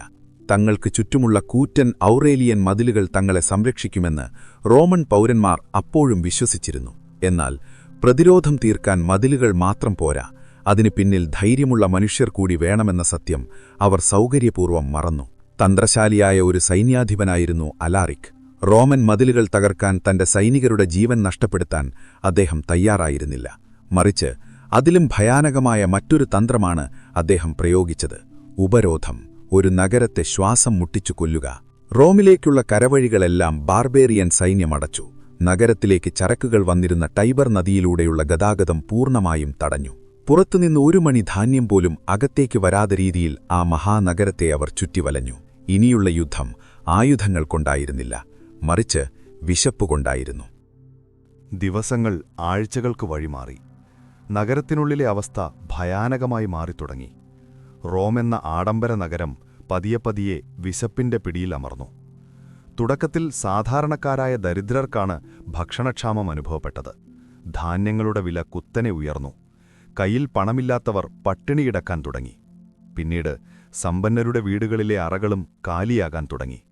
ആഡംബരത്തിന്റെ അവസാന വാക്കായ സെനറ്റർമാരുടെ കൊട്ടാരങ്ങളിൽ പോലും വിളമ്പാൻ ഭക്ഷണമില്ലാത്ത അവസ്ഥ വന്നു. ചരിത്രകാരന്മാർ ഈ കാലഘട്ടത്തെക്കുറിച്ച് രേഖപ്പെടുത്തിയിരിക്കുന്നത് വായിക്കുമ്പോൾ ഏതൊരു മനുഷ്യന്റെയും ഉള്ളൊന്നു പിടയും. തെരുവുകളിൽ മനുഷ്യർ അലഞ്ഞുതിരിഞ്ഞു. പട്ടികളെയും പൂച്ചകളെയും എലികളെയും അവർ പിടിച്ചു തിന്നാൻ തുടങ്ങി. മരങ്ങളുടെ തൊലിയും പുല്ലും വരെ അവർ വിശപ്പടക്കാൻ ഉപയോഗിച്ചു. നഗരത്തിന്റെ ഇരുണ്ട കോണുകളിൽ നിന്ന് മനുഷ്യമാംസം ഭക്ഷിക്കുന്നു എന്ന ഞെട്ടിക്കുന്ന വാർത്തകൾ പോലും പുറത്തുവന്നു തുടങ്ങി. മനുഷ്യൻ തന്റെ അടിസ്ഥാന ചോദനയായ വിശപ്പിനു മുന്നിൽ സകല സംസ്കാരവും മറന്ന് മൃഗതുല്യരാകുന്ന കാഴ്ച. ഒരു കാലത്ത് ലോകം മുഴുവൻ അടക്കി ഭരിച്ച ജനത ഇന്ന് ഒരു നേരത്തെ ഭക്ഷണത്തിനായി സ്വന്തം നഗരത്തിനുള്ളിൽ പരസ്പരം കടിച്ചു കീറുകയായിരുന്നു. ഇതിനൊപ്പം പകർച്ചവ്യാധികളും പടർന്നുപിടിച്ചു. മരിച്ചു വീഴുന്നവരെ മറവു ചെയ്യാൻ പോലും ആരുമുണ്ടായിരുന്നില്ല. തെരുവുകളിൽ മൃതദേഹങ്ങൾ കുന്നുകൂടി. രോഗം വന്നും പട്ടിണി കിടന്നും റോമിലെ ജനങ്ങൾ കൂട്ടത്തോടെ മരിച്ചു വീണു. ഈ നരകയാതനകൾക്കിടയിലും റോമൻ സെനറ്റർമാർ തങ്ങളുടെ അഹങ്കാരം കൈവിട്ടിരുന്നില്ല എന്നത് നമ്മെ അത്ഭുതപ്പെടുത്തും. അധികാരത്തിന്റെ മിഥ്യാബോധം മനുഷ്യനെ എത്രത്തോളം അന്ധരാക്കുമെന്നതിന്റെ ഏറ്റവും വലിയ തെളിവായിരുന്നു അത്. നഗരം പട്ടിണികിടന്ന് മരിക്കുമ്പോഴും അവർ അലാറിക്കിന്റെ അടുത്തേക്ക് തങ്ങളുടെ ദൂതന്മാരെ അയച്ചു. യാചിക്കാനായിരുന്നില്ല, മറിച്ച് ഭീഷണിപ്പെടുത്താൻ. ഞങ്ങൾക്കിപ്പോഴും വലിയൊരു സൈന്യമുണ്ട്. നിങ്ങൾ സമാധാനം നൽകാൻ തയ്യാറല്ലെങ്കിൽ ഞങ്ങൾ യുദ്ധം ചെയ്യും. അപ്പോൾ ഞങ്ങളുടെ പൂർണ്ണ ശക്തി നിങ്ങൾ കാണും എന്നായിരുന്നു സെനറ്റർമാരുടെ ഭീഷണി. ഇത് കേട്ട അലാറിക് ഉറക്കെ ചിരിച്ചുകൊണ്ട് പറഞ്ഞു, പുല്ല് എത്രത്തോളം തിങ്ങി നിൽക്കുന്നുവോ അത്രയും എളുപ്പത്തിൽ അത് വെട്ടിമാറ്റാം. റോമൻ സൈന്യത്തിന്റെ ദുർബലമായ അവസ്ഥയെക്കുറിച്ചുള്ള കൃത്യമായ ബോധ്യം ആ ചിരിയിലുണ്ടായിരുന്നു. ഒടുവിൽ ഗത്യന്തരമില്ലാതെ സെനറ്റർമാർ ചോദിച്ചു, ഞങ്ങൾ എന്ത് നൽകിയാൽ നിങ്ങൾ ഈ ഉപരോധം അവസാനിപ്പിച്ചു മടങ്ങിപ്പോകും? നഗരത്തിലുള്ള മുഴുവൻ സ്വർണവും വെള്ളിയും വിലപിടിപ്പുള്ള വസ്തുക്കളും ഒപ്പം എല്ലാ വിദേശ അടിമകളെയും നൽകണം എന്ന് അലാറിക് ആവശ്യപ്പെട്ടു.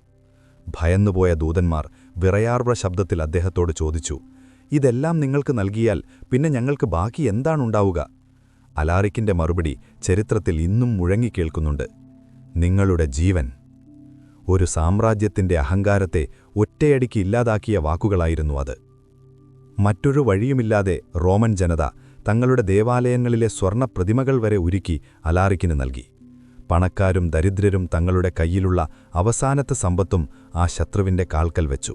സ്വർണവും വെള്ളിയും പട്ടും സുഗന്ധദ്രവ്യങ്ങളും ഉൾപ്പെടുന്ന ഒരു വലിയ സമ്പത്ത് ലഭിച്ചതോടെ അലാറിക് ഉപരോധം പിൻവലിച്ചു. ശരിക്കും പറഞ്ഞാൽ അലാറിക്കിനെ റോമിനെ നശിപ്പിക്കാൻ ആഗ്രഹമുണ്ടായിരുന്നില്ല. തന്റെ ജനതയ്ക്ക് ജീവിക്കാൻ സാമ്രാജ്യത്തിനുള്ളിൽ കുറച്ച് സ്ഥലം, അതിനൊപ്പം റോമൻ സേനയിൽ ഒരു ഉയർന്ന പദവി, അത്രമാത്രമേ അദ്ദേഹം ചോദിച്ചുള്ളൂ. ഈ വ്യവസ്ഥകൾ അംഗീകരിച്ചാൽ റോമിനെ ഒരു മിത്രമായി കണ്ട് സംരക്ഷിക്കാൻ താൻ തയ്യാറാണെന്ന് അദ്ദേഹം അറിയിച്ചു. യുക്തിസഹമായി ചിന്തിക്കുന്ന ഏതൊരു ഭരണാധികാരിക്കും അംഗീകരിക്കാൻ കഴിയുന്ന വളരെ ലളിതമായ വ്യവസ്ഥകൾ. എന്നാൽ റെവന്നയിലെ കൊട്ടാരത്തിൽ കഴിഞ്ഞിരുന്ന ചക്രവർത്തി ഹോണറിയസിന്റെ പ്രതികരണം തികച്ചും വിഭിന്നമായിരുന്നു. തന്റെ തലസ്ഥാന നഗരം അനുഭവിച്ച നരകയാതനകളോ ജനങ്ങളുടെ കണ്ണീരോ ഒന്നും ആ ഭരണാധികാരിയെ ഒട്ടുമലട്ടിയില്ല. ചരിത്രകാരന്മാർ പറയുന്നത് ഈ സമയത്ത് അദ്ദേഹം തന്റെ കൊട്ടാരത്തിൽ വളർത്തിയിരുന്ന റോം എന്ന പേരുള്ള ഒരു കോഴിക്ക് തീറ്റ കൊടുക്കുന്ന തിരക്കിലായിരുന്നു എന്നാണ്. അലാറിക്കിന്റെ സമാധാന വ്യവസ്ഥകൾ ഒരു മടിയും കൂടാതെ ഹോണറിയസ് തള്ളിക്കളഞ്ഞു. ചതുപ്പുകൾക്ക് നടുവിലെ തന്റെ കോട്ടയിൽ താൻ പൂർണ്ണ സുരക്ഷിതനാണെന്ന അമിത ആത്മവിശ്വാസവും അധികാരത്തിന്റെ ധിക്കാരവും അദ്ദേഹത്തെ അന്ധനാക്കി. ആവർത്തിക്കപ്പെട്ട ചതികളും നിസ്സംഗതയും അലാരിക്കിന്റെ ക്ഷമ പൂർണ്ണമായും നശിപ്പിച്ചു. സമാധാനത്തിന്റെ വഴികൾ റോമൻ ഭരണകൂടം തന്നെ കൊട്ടിയടച്ചുവെന്ന് അദ്ദേഹം തിരിച്ചറിഞ്ഞു. AD 410 ഓഗസ്റ്റ് മാസം അലാരിക്കിന്റെ സൈന്യം വീണ്ടും റോമിലേക്ക് തിരിച്ചു.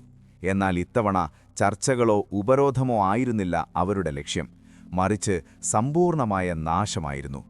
ഓഗസ്റ്റ് 24 ആ ഇരുണ്ട രാത്രി ലോക ചരിത്രത്തിലെ തന്നെ ഏറ്റവും ഉദ്വേഗജനകമായ നിമിഷങ്ങളിലൊന്ന്. റോമിലെ ജനങ്ങൾ ഭയത്തോടെ തങ്ങളുടെ വീടുകൾക്കുള്ളിൽ ഒളിച്ചിരിക്കുകയായിരുന്നു. പുറത്ത് അലാറിക്കിന്റെ സൈന്യം തമ്പടിച്ചിട്ടുണ്ട്. തങ്ങളുടെ കൂറ്റൻ മതിലുകൾ തകർത്ത് അവർ എപ്പോൾ വേണമെങ്കിലും അകത്തേക്ക് കുതിച്ചെത്താമെന്ന് ജനങ്ങൾ ഭയന്നു. എന്നാൽ ആ മതിലുകൾ തകർക്കപ്പെട്ടില്ല. പകരം റോമിന്റെ പ്രധാന കവാടങ്ങളിലൊന്നായ സാലേരിയൻ ഗേറ്റ് ശബ്ദമില്ലാതെ പതുക്കെ പുറത്തേക്ക് തുറക്കപ്പെട്ടു. ആരാണ് ആ വലിയ ഇരുമ്പുവാതിലുകൾ ശത്രുക്കൾക്ക് മുന്നിൽ മലർക്കെ തുറന്നിട്ടത്? അലാറിക് വാഗ്ദാനം ചെയ്ത പണം മോഹിച്ച ഏതെങ്കിലും കാവൽക്കാരനാണോ? അതോ വിശപ്പും ദാരിദ്ര്യവും സഹിക്കാൻ കഴിയാതെ ഈ സാമ്രാജ്യം നശിച്ചുപോകട്ടെ എന്ന് ശപിച്ചുകൊണ്ട് നഗരത്തിലെ ഏതെങ്കിലും പൗരൻ ചെയ്തതാണോ? അതോ തങ്ങളെ അടിമകളാക്കി വെച്ചിരിക്കുന്ന സെനറ്റർമാരോട് പ്രതികാരം ചെയ്യാൻ അടിമകൾ ഒന്നുചേർന്നു തുറന്നുകൊടുത്തതാണോ? ചരിത്രത്തിന് ഇന്നും അതിന് വ്യക്തമായ ഉത്തരമില്ല. എന്നാൽ ഒരു കാര്യം ഉറപ്പാണ്, റോമിനെ തകർത്തത് പുറത്തുനിന്നുള്ള ശക്തിയല്ല, മറിച്ച് സാമ്രാജ്യത്തിന്റെ ഉള്ളിൽ നിന്നുണ്ടായ ആ വലിയ ചതിയായിരുന്നു. വഞ്ചനയുടെയും അധികാരക്കുതിയുടെയും സ്വാർത്ഥതയുടെയും പരിണിതഫലം ആ തുറന്ന വാതിലിലൂടെ ഒരു വലിയ കൊടുങ്കാറ്റായി റോമിലേക്ക് ഇരച്ചുകയറുകയായിരുന്നു. ആ രാത്രി ലോകം അതുവരെ കണ്ടിട്ടുള്ളതിൽ വെച്ച് ഏറ്റവും വലിയ സാമ്രാജ്യത്തിന്റെ ഹൃദയം പറിഞ്ഞുമാറ്റപ്പെടാൻ പോവുകയായിരുന്നു. തുറന്നിട്ട സാലേറിയൻ ഗേറ്റിലൂടെ തങ്ങളുടെ പ്രതികാരദാഹം തീർക്കാൻ വെമ്പുന്ന ബാർബേറിയൻ സൈന്യം ഒരു ഇരുണ്ട പ്രവാഹം പോലെ റോമിലേക്ക് ഇരച്ചുകയറി. 800 വർഷങ്ങളായി ഒരു വിദേശ സൈന്യത്തിന്റെ കാലടി പതിയാത്ത ലോകത്തിന്റെ നെറുകയിൽ നിന്നിരുന്ന ആ മഹാനഗരം അന്ന് രാത്രി ഒരു കൊടും നരകമായി മാറി. ശത്രുക്കളുടെ കാഹളനാദങ്ങളും കുതിരക്കുളമ്പടികളും റോമൻ ജനതയുടെ ഹൃദയം പിളർക്കുന്ന നിലവിളികളും ആ രാത്രിയുടെ നിശബ്ദതയെ കീറിമുറിച്ചു. എങ്ങും ഭയത്തിന്റെ തണുപ്പ് പടർന്നു. തങ്ങളെ സംരക്ഷിക്കാൻ ഇനി ആരുമില്ലെന്ന തിരിച്ചറിവ് ഓരോ റോമൻ പൗരന്റെയും ഉള്ളിൽ ഒരു മരണഭയമായി പടർന്നുകയറുകയായിരുന്നു. എങ്ങോട്ടോടിയൊളിക്കണം എന്നവർക്കറിയില്ലായിരുന്നു. തങ്ങളുടെ കൂറ്റൻ മാർബിൾ കൊട്ടാരങ്ങൾ തങ്ങളെ രക്ഷിക്കുമെന്ന് വിശ്വസിച്ച അതിസമ്പന്നരായ സെനറ്റർമാരുടെ വാതിലുകൾ ബാർബേറിയൻ പടയാളികൾ വലിയ തടികളുപയോഗിച്ച് ഇടിച്ചു തകർത്തു. തലമുറകളായി അവർ സമ്പാദിച്ചു വച്ചിരുന്ന സ്വർണവും വെള്ളിയും പട്ടും രത്നങ്ങളും ആ സൈനികർ വാരിക്കൂട്ടി. തടയാൻ ശ്രമിച്ചവരുടെ നെഞ്ചിലേക്ക് യാതൊരു ദയയുമില്ലാതെ വാളുകൾ ആഴ്ന്നിറങ്ങി. അധികാരത്തിന്റെയും സമ്പത്തിന്റെയും അഹങ്കാരത്തിൽ തങ്ങൾക്കു ചുറ്റുമുള്ള സാധാരണക്കാരുടെ വിശപ്പും കണ്ണീരും കാണാൻ കൂട്ടാക്കാതിരുന്ന ആ ഉന്നത കുലജാതർ തങ്ങളുടെ കൺമുന്നിൽ വെച്ച് തങ്ങളുടെ സർവസ്വവും കൊള്ളയടിക്കപ്പെടുന്നത് നിസ്സഹായരായി നോക്കിനിന്നു. എന്നാൽ അലാറിക് എന്ന സൈന്യാധിപൻ കേവലമൊരു കാട്ടാളനായിരുന്നില്ല. റോമിനെ പൂർണ്ണമായും ചുട്ടരിക്കാനോ അവിടെയുള്ള നിരപരാധികളെ മുഴുവൻ കൊന്നൊടുക്കാനോ അദ്ദേഹം ആഗ്രഹിച്ചിരുന്നില്ല. തന്റെ സൈനികർക്ക് അദ്ദേഹം കർശനമായൊരു നിർദ്ദേശം നൽകിയിരുന്നു. പള്ളികളിൽ അഭയം പ്രാപിച്ചിരിക്കുന്നവരെ ഉപദ്രവിക്കരുത്. പ്രത്യേകിച്ച് സെന്റ് പീറ്ററിന്റെയും സെന്റ് പോളിന്റെയും ദേവാലയങ്ങളെ ഒരു കാരണവശാലും നശിപ്പിക്കരുത്. പട്ടിണിയും രോഗവും കൊണ്ട് തളർന്ന റോമൻ പൗരന്മാർ ജീവൻ രക്ഷിക്കാൻ വേണ്ടി ആ ദേവാലയങ്ങളിലേക്ക് ഒഴുകി. 3 ദിവസമാണ് ആ കൊള്ളയടിക്കൽ നീണ്ടുനിന്നത്. റോമൻ ചരിത്രത്തിലെ എണ്ണമറ്റ വിജയങ്ങൾക്ക് സാക്ഷ്യം വഹിച്ച ഫോറത്തിലെ വലിയ കെട്ടിടങ്ങൾ പലതും തീക്കിരയായി. ലോകത്തിലെ ഏറ്റവും വിലപിടിപ്പുള്ള പല കലാസൃഷ്ടികളും പുസ്തകങ്ങളും നശിപ്പിക്കപ്പെട്ടു. എന്നാൽ റോമിന് നഷ്ടപ്പെട്ടത് കേവലം ഭൗതികമായ സമ്പത്തു മാത്രമായിരുന്നില്ല. മറിച്ച് നൂറ്റാണ്ടുകളായി അവർ കെട്ടിപ്പടുത്ത അജേയരാണെന്ന വലിയ വിശ്വാസമായിരുന്നു അവിടെ തകർന്നടിഞ്ഞത്. ഈ വാർത്ത ലോകമെമ്പാടും ഒരു കാട്ടുതീ പോലെ പടർന്നു. ആയിരക്കണക്കിന് മൈലുകൾക്കകലെ പലസ്തീനിലെ ബെത്ലഹേമിലിരുന്നുകൊണ്ട് സെന്റ് ജെറോം എന്ന പുരോഹിതൻ ഈ വാർത്ത കേട്ട് കരഞ്ഞുകൊണ്ടെഴുതി, ലോകത്തെ മുഴുവൻ കീഴടക്കിയ നഗരം ഇതാ കീഴടക്കപ്പെട്ടിരിക്കുന്നു. ആ മഹാനഗരത്തിന്റെ പ്രകാശം അണഞ്ഞിരിക്കുന്നു. റോമൻ സാമ്രാജ്യത്തിന് പുറത്തുള്ള ജനങ്ങൾ പോലും വലിയൊരു ഞെട്ടലോടെയാണ് ആ പതനത്തെ നോക്കിക്കണ്ടത്. കാരണം റോം വീഴുമെങ്കിൽ പിന്നെ ഈ ലോകത്ത് സുരക്ഷിതമായി എന്തുണ്ട് എന്ന ചിന്തയായിരുന്നു ഏവരിലും. ഇത്രയും വലിയൊരു ദുരന്തം നടക്കുമ്പോൾ, സ്വന്തം ജനത കൂട്ടക്കുരുതിക്കിരയാകുമ്പോൾ റോമിന്റെ ഭരണാധികാരിയായ ഹൊനോറിയസ് ചക്രവർത്തി എന്തു ചെയ്യുകയായിരുന്നു എന്നന്വേഷിക്കുമ്പോഴാണ് ചരിത്രത്തിലെ ഏറ്റവും ക്രൂരമായൊരു ഫലിതം നാം കാണുന്നത്. റവന്നയിലെ സുരക്ഷിതമായ കൊട്ടാരത്തിലിരിക്കുകയായിരുന്ന ചക്രവർത്തിയുടെ അടുത്തേക്ക് റോമിൽ നിന്നുള്ള ഒരു ദൂതൻ കിതച്ചുകൊണ്ട് ഓടിയെത്തി. പ്രഭോ, വലിയൊരു ദുരന്തം സംഭവിച്ചിരിക്കുന്നു. റോം നശിച്ചുപോയി എന്ന ദൂതൻ വിറയർന്ന ശബ്ദത്തിൽ പറഞ്ഞു. ഇത് കേട്ട ഹൊനോറിയസ് വലിയൊരു ഞെട്ടലോടെ അങ്ങേയറ്റം സങ്കടത്തോടെ അലറിക്കരഞ്ഞു. അതെങ്ങനെ സംഭവിക്കും? അവൾ കുറച്ചു മുൻപ് പോലും എന്റെ കയ്യിൽ നിന്നും ധാന്യം കൊത്തി തിന്നതാണല്ലോ. ആ ദൂതന് സ്വന്തം കാതുകളെ വിശ്വസിക്കാൻ കഴിഞ്ഞില്ല. ചക്രവർത്തി കരുതിയത് അദ്ദേഹം പ്രിയത്തോടെ വളർത്തിയിരുന്ന റോം എന്ന് പേരിട്ടിരുന്ന ഒരു കോഴി ചത്തുപോയതാണെന്നാണ്. തന്റെ തെറ്റിദ്ധാരണ മനസ്സിലാക്കിയ ദൂതൻ പറഞ്ഞു, അല്ല പ്രഭോ, ഞാൻ പറഞ്ഞത് റോം എന്ന നഗരത്തെക്കുറിച്ചാണ്. അലാറിക്കിന്റെ സൈന്യം റോം നഗരം പിടിച്ചെടുത്തു. അപ്പോൾ ഹൊനോറിയസ് നെടുവീർപ്പിട്ടുകൊണ്ട് ഒരാശ്വാസത്തോടെ പറഞ്ഞു, ഓ, ഞാൻ കരുതി എന്റെ കോഴി ചത്തുപോയെന്ന്. ഒരു രാജ്യത്തിന്റെ ഭരണാധികാരി സ്വന്തം തലസ്ഥാന നഗരം ശത്രുക്കൾ കൊള്ളയടിച്ചതറിഞ്ഞിട്ടും ലക്ഷക്കണക്കിന് ജനങ്ങൾ തെരുവുകളിൽ രക്തം വാർന്നു മരിച്ചതറിഞ്ഞിട്ടും ഒരു കോഴിയുടെ ജീവനോളം പോലും അതിനു വില കൽപ്പിച്ചില്ല എന്നത് എത്രത്തോളം ഭയാനകമാണ്. ഭരണകൂടവും ജനങ്ങളും തമ്മിലുള്ള ബന്ധം എത്രത്തോളം അറ്റുപോയിരുന്നു എന്നതിന്റെ ഏറ്റവും വലിയ ഉദാഹരണമാണിത്. അലാറിക് എന്ന ശത്രു ചെയ്തതിനേക്കാൾ വലിയൊരു കൊടും ചതിയായിരുന്നു ഹൊനോറിയസിന്റെ ഈ നിസ്സംഗത. AD 410 ഈ ആക്രമണത്തിനു ശേഷം റോം എന്ന സാമ്രാജ്യം ഒറ്റയടിക്കില്ലാതായില്ല എന്നത് ഒരു സത്യമാണ്. അലാറിക് അധികകാലം ജീവിച്ചിരുന്നില്ല. കൊള്ളയടിച്ച സമ്പത്തുമായി തെക്കോട്ട് യാത്ര തിരിച്ച അദ്ദേഹം ദിവസങ്ങൾക്കുള്ളിൽ തന്നെ ഒരു പനി വന്ന് മരണപ്പെട്ടു. ബാർബേറിയൻ സൈന്യം പതിയെ ഇറ്റലി വിട്ടുപോയി. റോം നഗരം പതുക്കെ തങ്ങളുടെ മുറിവുകൾ ഉണക്കാൻ ശ്രമിച്ചു. എന്നാൽ സാമ്രാജ്യത്തിന്റെ ഉള്ളിലെ അർബുദം അവിടെ അവസാനിച്ചിരുന്നില്ല. അത് കൂടുതൽ ഭയാനകമായ രൂപത്തിലേക്ക് മാറുകയായിരുന്നു. അടുത്ത കുറച്ച് ദശകങ്ങളിൽ പടിഞ്ഞാറൻ റോമൻ സാമ്രാജ്യം കേവലം ഒരു പേര് മാത്രമായി ചുരുങ്ങി. സിംഹാസനത്തിലിരിക്കുന്ന ചക്രവർത്തിമാർക്ക് യാതൊരു അധികാരവും ഉണ്ടായിരുന്നില്ല. കൊട്ടാരത്തിന്റെ പിന്നാമ്പുറങ്ങളിൽ കളികൾ നിയന്ത്രിച്ചിരുന്നത് സൈനിക മേധാവികളായിരുന്നു, പ്രത്യേകിച്ച് വാടക പട്ടാളക്കാരായ ബാർബേറിയൻ ജനറൽമാർ. ഇവരെ ചരിത്രകാരന്മാർ കിങ് മേക്കർമാർ എന്ന് വിളിക്കുന്നു. ചക്രവർത്തിമാരെ വാഴിക്കാനും വീഴ്ത്താനുമുള്ള പൂർണ്ണ അധികാരം ഈ ജനറൽമാരുടെ കൈകളിലായിരുന്നു.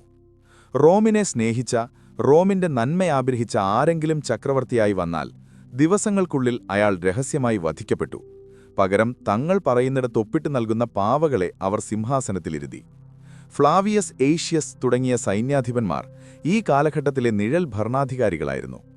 സാമ്രാജ്യത്തിന്റെ ഭരണം തികച്ചുമൊരു പ്രഹസനമായി മാറിയ ഈ കാലത്ത് സാധാരണക്കാരായ റോമൻ പൗരന്മാരുടെ മാനസികാവസ്ഥ എന്തായിരുന്നിരിക്കും എന്ന് നാം ചിന്തിക്കേണ്ടതുണ്ട്. ഒരു കാലത്ത് തങ്ങൾ റോമൻ പൗരന്മാരാണെന്ന് ലോകത്തോട് വിളിച്ചു പറയാൻ അഭിമാനിച്ചിരുന്ന ഒരു ജനത, തങ്ങളുടെ നിയമങ്ങളും നീതിന്യായ വ്യവസ്ഥയും സംസ്കാരവും മറ്റാരേക്കാളും മികച്ചതാണെന്ന് വിശ്വസിച്ചിരുന്നവർ. എന്നാൽ ഇപ്പോൾ അവർക്ക് സ്വന്തം ഭരണകൂടത്തോട് പുച്ഛവും വെറുപ്പുമാണ് തോന്നിയിരുന്നത്. നികുതി പിരിക്കാൻ വരുന്ന ഉദ്യോഗസ്ഥരെ അവർ ശത്രുക്കളായി കണ്ടു. നീതി ലഭിക്കാൻ വേണ്ടി കോടതികളിൽ പോകുന്നതിനു പകരം അവർ തങ്ങളുടെ ഗ്രാമങ്ങളിലെ പള്ളിവികാരിമാരെയും പ്രാദേശിക നേതാക്കളെയും ആശ്രയിക്കാൻ തുടങ്ങി. സാമ്രാജ്യം തങ്ങളെ സംരക്ഷിക്കില്ല എന്ന് അവർക്ക് ഉറപ്പായിരുന്നു. അതുകൊണ്ടുതന്നെ ബാർബേറിയൻ രാജാക്കന്മാർ തങ്ങളുടെ പ്രദേശങ്ങൾ ആക്രമിച്ച് കീഴടക്കിയപ്പോൾ പല റോമൻ പൗരന്മാരും അതിനെ എതിർത്തില്ല. ചിലയിടങ്ങളിൽ അവർ തങ്ങളുടെ പുതിയ ഭരണാധികാരികളെ സ്വാഗതം ചെയ്യുക പോലും ചെയ്തു. കാരണം റോമൻ നികുതി പിരിവുകാരുടെ ക്രൂരതകളേക്കാൾ ഭേദം ഈ പുതിയ ഭരണാധികാരികളാണെന്ന് അവർ വിശ്വസിച്ചു. ജനങ്ങളുടെ മനസ്സിൽ നിന്ന് റോം എന്ന വികാരം പൂർണ്ണമായും മരിച്ചു കഴിഞ്ഞിരുന്നു. ഒരു ജനതയ്ക്ക് സ്വന്തം രാജ്യത്തോടുള്ള വിശ്വാസം നഷ്ടപ്പെട്ടാൽ പിന്നെ ആ രാജ്യത്തിന് എന്ത് പ്രസക്തിയാണുള്ളത്? ഭൂപടത്തിലെ അതിർത്തികൾ മായുന്നതിന് വളരെ മുൻപ് തന്നെ ജനങ്ങളുടെ മനസ്സിൽ റോമൻ സാമ്രാജ്യം തകർന്നടിഞ്ഞിരുന്നു. അഴിമതിയും സ്വജനപക്ഷപാതവും ഭരണത്തിന്റെ എല്ലാ തലങ്ങളിലും ഒരു ക്യാൻസർ പോലെ പടർന്നുപിടിച്ചു. സൈന്യത്തിന് നൽകാനുള്ള പണം ഉന്നത ഉദ്യോഗസ്ഥർ വകമാറ്റി ചിലവഴിച്ചു. അതിർത്തികൾ കാക്കാൻ ആരുമില്ലാതായി. ബ്രിട്ടൻ, ഗാൾ, ഇന്നത്തെ ഫ്രാൻസ്, സ്പെയിൻ, വടക്കൻ ആഫ്രിക്ക തുടങ്ങിയ പ്രദേശങ്ങൾ ഓരോന്നായി റോമിന്റെ കൈകളിൽ നിന്ന് വഴുതിമാറി. അവിടെയെല്ലാം ബാർബേറിയൻ ഗോത്രങ്ങൾ തങ്ങളുടേതായ പുതിയ രാജ്യങ്ങൾ സ്ഥാപിച്ചു. സാമ്രാജ്യം ചുരുങ്ങി ഇറ്റലി എന്ന ചെറിയൊരു ഭൂപ്രദേശത്തേക്ക് ഒതുങ്ങി. പണ്ട് ലോകത്തെ മുഴുവൻ പോറ്റാൻ കഴിഞ്ഞിരുന്ന റോമിന് ഇപ്പോൾ സ്വന്തം നഗരത്തിലെ ജനങ്ങൾക്ക് ഭക്ഷണം നൽകാൻ പോലും കഴിയാത്ത അവസ്ഥയായി. ആഫ്രിക്കയിൽ നിന്നുള്ള ധാന്യവരവ് നിലച്ചതോടെ പട്ടിണി വീണ്ടും റോമിലെ തെരുവുകളിൽ സ്ഥിരം കാഴ്ചയായി. കൊട്ടാരങ്ങളിലെ ഉപജാപങ്ങളും ഗൂഢാലോചനകളും ഒരു വശത്ത് തകൃതിയായി നടക്കുമ്പോൾ പുറത്ത് ജനങ്ങൾ മരണത്തോട് മല്ലിടുകയായിരുന്നു. തങ്ങളുടെ പൂർവികർ പണിതുയർത്തിയ ആ വലിയ സാമ്രാജ്യത്തെ സ്വന്തം കൈകൊണ്ട് കുഴിച്ചുമൂടുന്ന ആത്മഹത്യാപരമായ ഒരു പ്രയാണത്തിലായിരുന്നു റോമൻ നേതൃത്വം. ലോകം കണ്ട ഏറ്റവും വലിയ ദുരന്തങ്ങളിലൊന്ന് അതിന്റെ പൂർണ്ണതയിലേക്ക് അടുക്കുകയായിരുന്നു. ഇനിയൊരു തിരിച്ചുവരവ് സാധ്യമല്ലാത്ത വിധം ആ സാമ്രാജ്യം ഇരുളിലേക്ക് കൂപ്പുകുത്തിക്കൊണ്ടിരുന്നു. വർഷങ്ങൾ കടന്നുപോകവേ റോം എന്ന നഗരത്തിന്റെ മുഖച്ഛായ തന്നെ പൂർണ്ണമായും മാറിക്കഴിഞ്ഞിരുന്നു. ഒരു കാലത്ത് ലോകത്തെ അത്ഭുതപ്പെടുത്തിയിരുന്ന അവരുടെ എഞ്ചിനീയറിംഗ് വിസ്മയങ്ങൾ ഇപ്പോൾ നോക്കുകുത്തികളായി മാറി. മൈലുകളോളം ദൂരത്ത് നിന്ന നഗരത്തിലേക്ക് ശുദ്ധജലം എത്തിച്ചിരുന്ന കൂറ്റൻ അക്വാഡക്റ്റുകൾ തകർന്നു വീണു തുടങ്ങി. അവ അറ്റകുറ്റപ്പണികൾ ചെയ്യാൻ ഭരണകൂടത്തിന്റെ പക്കൽ പണമുണ്ടായിരുന്നില്ല. ശുദ്ധജലം നിലച്ചതോടെ നഗരത്തിലെ പ്രസിദ്ധമായ പുതുകുളിപ്പുരകൾ വറ്റിവരണ്ടു. ജനങ്ങളുടെ ആരോഗ്യനില വിഷമിച്ചു. അഴുക്കുചാലുകൾ അടഞ്ഞുകിടന്നു. കൊളോസിയം പോലെയുള്ള കൂറ്റൻ സ്റ്റേഡിയങ്ങളിൽ ഇപ്പോൾ ആവേശകരമായ ഗ്ലാഡിയേറ്റർ പോരാട്ടങ്ങൾ നടക്കുന്നില്ല. പകരം വീടില്ലാത്ത അഭയാർത്ഥികൾ അവിടെ താൽക്കാലിക കുടിലുകൾ കെട്ടി താമസിക്കാൻ തുടങ്ങി. റോമിന്റെ തെരുവുകളിലൂടെ നടക്കുമ്പോൾ ഇപ്പോൾ കേൾക്കുന്നത് വിജയഗീതങ്ങളല്ല, മറിച്ച് രോഗികളുടെ ഞരമ്പലും പട്ടിണി കടിക്കുന്ന കുട്ടികളുടെ കരച്ചിലുമാണ്. തങ്ങളുടെ ചുറ്റും സംഭവിക്കുന്ന ഈ വൻ തകർച്ചയെ വളരെ നിസ്സംഗതയോടെയാണ് റോമൻ പൗരന്മാർ നോക്കിക്കണ്ടത്. അവർക്കറിയാമായിരുന്നു ഈ സാമ്രാജ്യത്തിന് ഇനിയൊരു പുനർജീവനമുണ്ടാകില്ലെന്ന്. ഭരണാധികാരികളുടെ തെറ്റായ നയങ്ങൾ ഒരു ജനതയുടെ മുഴുവൻ ആത്മാഭിമാനത്തെയും ഇല്ലാതാക്കുന്നതിന്റെ ജീവിക്കുന്ന ഉദാഹരണമായിരുന്നു അക്കാലത്തെ ഓരോ റോമൻ പൗരനും. പ്രതികരിക്കാനുള്ള ശേഷി പോലും അവർക്ക് നഷ്ടപ്പെട്ടിരുന്നു. വിധിക്കു മുന്നിൽ പൂർണ്ണമായും കീഴടങ്ങിയ ഒരു ജനതയുടെ മാനസികാവസ്ഥയായിരുന്നു അവരുടേത്.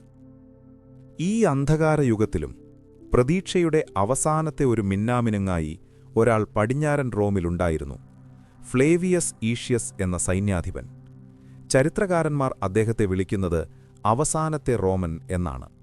റോമൻ സൈന്യത്തിന് നഷ്ടപ്പെട്ട പ്രതാപം തിരികെ കൊണ്ടുവരാൻ അദ്ദേഹം അവസാനമായൊരു ശ്രമം നടത്തി. കുപ്രസിദ്ധനായ ആറ്റില എന്ന ഹൂണന്മാരുടെ രാജാവ് യൂറോപ്പിനെ മുഴുവൻ വിറപ്പിച്ചുകൊണ്ട് റോമിനു നേരെ പാഞ്ഞെടുത്തപ്പോൾ അദ്ദേഹത്തെ നേരിടാൻ ധൈര്യം കാണിച്ചത് ഈഷ്യസ് മാത്രമായിരുന്നു. AD 451 നടന്ന ചരിത്രപ്രസിദ്ധമായ ഷാലോൺ യുദ്ധത്തിൽ ഈഷ്യസ് ആറ്റിലയെ പരാജയപ്പെടുത്തി റോമിനെ വലിയൊരു നാശത്തിൽ നിന്നും രക്ഷിച്ചു. ആ വിജയം റോമൻ ജനതയിൽ വലിയൊരു ആവേശം സൃഷ്ടിച്ചു. വർഷങ്ങൾക്ക് ശേഷം അവർ തങ്ങളുടെ ഒരു സൈന്യാധിപനെ ഹൃദയം തുറന്ന് അഭിനന്ദിച്ചു. എന്നാൽ ഈഷ്യസിന്റെ ഈ ജനപ്രീതി റവന്നയിലെ കൊട്ടാരത്തിൽ ചിലർക്ക് വലിയ അസൂയയും ഭയവുമുണ്ടാക്കി. അന്ന് പടിഞ്ഞാറൻ റോം ഭരിച്ചിരുന്നത് വാലന്റീനിയൻ മൂന്നാമൻ എന്ന ചക്രവർത്തിയായിരുന്നു. ഹൊണോറിയസിനെപ്പോലെ തന്നെ തീരെ കഴിവുകെട്ട ഭീരുവായ മറ്റൊരു ഭരണാധികാരി. തന്നേക്കാൾ ജനപ്രീതി തന്റെ സൈന്യാധിപന് ലഭിക്കുന്നത് വാലന്റീനിയന് സഹിക്കാൻ കഴിഞ്ഞില്ല. തന്റെ സിംഹാസനം ഈഷ്യസ് പിടിച്ചെടുക്കുമെന്ന് അദ്ദേഹം ഭയപ്പെട്ടു. ഇവിടെയും ഭരണാധികാരിയുടെ വ്യക്തിപരമായ അസൂയയും അരക്ഷിതാവസ്ഥയും ഒരു സാമ്രാജ്യത്തിന്റെ ഭാവി തീരുമാനിക്കുന്ന കാഴ്ചയാണ് ചരിത്രം കാണുന്നത്. AD 455 ഒരു പ്രഭാതം റവന്നയിലെ കൊട്ടാരത്തിലേക്ക് സാമ്പത്തിക കാര്യങ്ങൾ ചർച്ച ചെയ്യാൻ വേണ്ടി ചക്രവർത്തി ഈഷ്യസിനെ വിളിപ്പിച്ചു. യാതൊരു സംശയവുമില്ലാതെ നിരായുധനായി അദ്ദേഹം കൊട്ടാരത്തിലെത്തി. ചർച്ചകൾക്കിടയിൽ പെട്ടെന്ന് വാലന്റീനിയൻ ചക്രവർത്തി തന്റെ ഇരിപ്പിടത്തിൽ നിന്നും ചാടിയെഴുന്നേറ്റു. അസൂയയും ഭയവും കൊണ്ട് അയാളുടെ കണ്ണുകൾ ചുവന്നിരുന്നു. യാതൊരു പ്രകോപനവുമില്ലാതെ ചക്രവർത്തി തന്റെ വാളൂരി ഈഷ്യസിന്റെ നെഞ്ചിലേക്ക് ആഞ്ഞുകുത്തി. ഒപ്പമുണ്ടായിരുന്ന ചക്രവർത്തിയുടെ വിശ്വസ്തരായ അംഗരക്ഷകരും തങ്ങളുടെ വാളുകൾ ആ സൈന്യാധിപന്റെ ശരീരത്തിലേക്കിറക്കി. താൻ ജീവന് തുല്യം സ്നേഹിച്ച റോമിനുവേണ്ടി അവസാന തുള്ളി രക്തവും ഒഴുക്കാൻ തയ്യാറായി നിന്ന ആ മഹാത്മാവ് സ്വന്തം ചക്രവർത്തിയുടെ കാൽക്കൽ രക്തത്തിൽ കുഴിച്ചു പിടഞ്ഞു വീണു മരിച്ചു. താൻ ചെയ്തത് വലിയൊരു വീരകൃത്യമാണെന്ന് കരുതി ചക്രവർത്തി അട്ടഹസിച്ചു ചിരിച്ചു. ഈ കൊലപാതകത്തിനു ശേഷം വാലന്റീനിയൻ തന്റെ ഒരു ഉപദേഷ്ടാവിനോട് ചോദിച്ചു, ഞാൻ ചെയ്തത് ശരിയല്ലേ? എന്റെ ഏറ്റവും വലിയ ശത്രുവിനെ ഞാൻ ഇല്ലാതാക്കി. ആ ഉപദേഷ്ടാവ് നൽകിയ മറുപടി ചരിത്രത്തിലെ എക്കാലത്തെയും മികച്ച വാചകങ്ങളിലൊന്നാണ്. പ്രഭോ, താങ്കൾ ചെയ്തത് ശരിയാണോ തെറ്റാണോ എന്നെനിക്കറിയില്ല. എന്നാൽ ഒരു കാര്യം എനിക്കറിയാം. താങ്കൾ താങ്കളുടെ ഇടതു കൈകൊണ്ട് വലതു കൈ വെട്ടിമാറ്റിയിരിക്കുന്നു. സാമ്രാജ്യത്തെ താങ്ങി നിർത്തിയിരുന്ന അവസാനത്തെ തൂണും ഭരണാധികാരി തന്നെ സ്വന്തം കൈകൊണ്ട് തകർത്തിരിക്കുന്നു എന്ന സത്യം അധികം വൈകാതെ ലോകം തിരിച്ചറിഞ്ഞു. ഏഷ്യസിന്റെ കൊലപാതകം സാമ്രാജ്യത്തിൽ വലിയൊരു പൊട്ടിത്തെറിക്ക് കാരണമായി. അദ്ദേഹത്തെ സ്നേഹിച്ചിരുന്ന സൈനികർക്ക് തങ്ങളുടെ കോപമടക്കാൻ കഴിഞ്ഞില്ല. വെറും 6 മാസങ്ങൾക്ക് ശേഷം റോമിലെ ഒരു സൈനിക പരിശീലന ഗ്രൗണ്ടിൽ നിൽക്കുകയായിരുന്ന വാലന്റീനിയൻ ചക്രവർത്തിയെ ഏഷ്യസിന്റെ മുൻ അംഗരക്ഷകരായ 2 പേർ ചേർന്ന് വെട്ടിക്കൊന്നു. കൊട്ടാരത്തിനുള്ളിൽ വീണ്ടും ആഭ്യന്തര യുദ്ധങ്ങൾ പൊട്ടിപ്പുറപ്പെട്ടു. ആരാണ് അടുത്ത ചക്രവർത്തി എന്നതിനെ ചൊല്ലി സെനറ്റർമാരും സൈനിക ജനറൽമാരും പരസ്പരം പോരടിച്ചു. നിയമമോ നീതിയോ ഇല്ലാത്ത ഒരു അരാജകാവസ്ഥയിലേക്ക് രാജ്യം വഴുതി വീണു. ഈ സമയത്ത് റോമിനെ സംരക്ഷിക്കാൻ ഒരു സൈന്യം പോലും അവശേഷിച്ചിരുന്നില്ല എന്നതാണ് ഏറ്റവും ഭയാനകമായ സത്യം. അധികാരത്തിനു വേണ്ടിയുള്ള ഈ കുതികാൽ വെട്ടുകൾക്കിടയിൽ അവർ മറന്നുപോയ ഒരു വലിയ കാര്യമുണ്ടായിരുന്നു.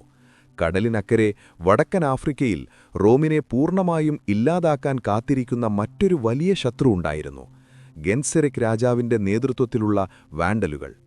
റോമിലെ പ്രശ്നങ്ങളും സൈന്യത്തിന്റെ അഭാവവും കൃത്യമായി മനസ്സിലാക്കിയ ഗെൻസെറിക് തന്റെ കൂറ്റൻ കപ്പൽപ്പടയുമായി റോം ലക്ഷ്യമാക്കി പുറപ്പെട്ടു.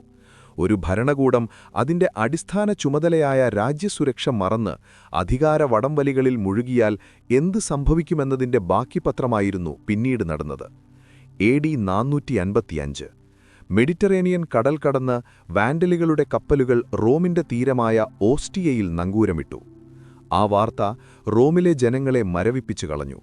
അലാറിക്കിന്റെ ആക്രമണം നടന്നിട്ട് 45 വർഷങ്ങൾ പിന്നിട്ടിട്ടേ ഉണ്ടായിരുന്നുള്ളൂ. ആ മുറിവുകൾ പൂർണ്ണമായും ഉണങ്ങുന്നതിനു മുൻപേ ഇതാ അടുത്ത വലിയ ശത്രു പടിവാതിൽക്കിലെത്തിയിരിക്കുന്നു.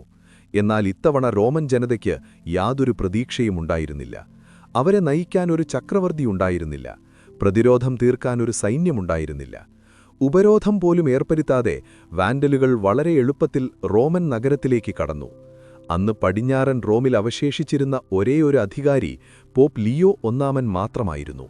അദ്ദേഹം നഗരത്തിനു പുറത്തുവന്ന് ഗെൻസെറിക് രാജാവിനെ കണ്ട് യാചിച്ചു, ദയവായി ഞങ്ങളുടെ നഗരത്തെ ചുട്ടരിക്കരുത്, നിരപരാധികളെ കൊല്ലരുത്. ഗെൻസെറിക് ആ അപേക്ഷ പകുതി സമ്മതിച്ചു. കൊലപാതകങ്ങളും തീവെപ്പുമുണ്ടാകില്ല, എന്നാൽ നഗരം പൂർണ്ണമായും കൊള്ളയടിക്കും. അതൊരൊത്തുതീർപ്പായിരുന്നില്ല, മറിച്ച് ഒരു കീഴടങ്ങളായിരുന്നു. സ്വന്തം ഭരണാധികാരികൾ വരുത്തിവച്ച വിനങ്ങൾക്ക് സാധാരണക്കാർ വലിയ വില നൽകേണ്ടി വന്ന ഹൃദയഭേദകമായ നിമിഷം. പിന്നീടുള്ള 14 ദിവസങ്ങൾ റോം കണ്ടത് ലോകചരിത്രത്തിലെ തന്നെ ഏറ്റവും ക്രൂരമായ കൊള്ളയടിക്കലായിരുന്നു.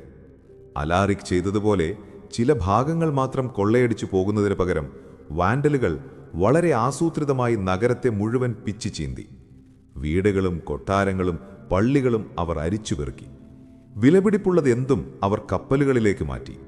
പാൻതിയോൺ പോലുള്ള കൂറ്റൻ ദേവാലയങ്ങളുടെ മേൽക്കൂരയിലുണ്ടായിരുന്ന വെങ്കല പാളികൾ വരെ അവർ ഇളക്കിയെടുത്തു. റോമൻ സെനറ്റർമാരുടെ ഭാര്യമാരെയും മക്കളെയും അവർ അടിമകളായി പിടിച്ചുകൊണ്ടുപോയി. അധികാരത്തിന്റെ സിംഹാസനങ്ങളിൽ ഇരുന്നുകൊണ്ട് ഇത്രയും കാലം ദരിദ്രരെ ചൂഷണം ചെയ്ത ആ ഉന്നത കുലജാതർ തങ്ങളുടെ കൈകൾ ബന്ധിക്കപ്പെട്ട് ശത്രുക്കളുടെ കപ്പലുകളിലേക്ക് നടന്നു കയറുന്നത് നിസ്സഹായരായി നോക്കി നിൽക്കാനേ അവർക്ക് കഴിഞ്ഞുള്ളൂ.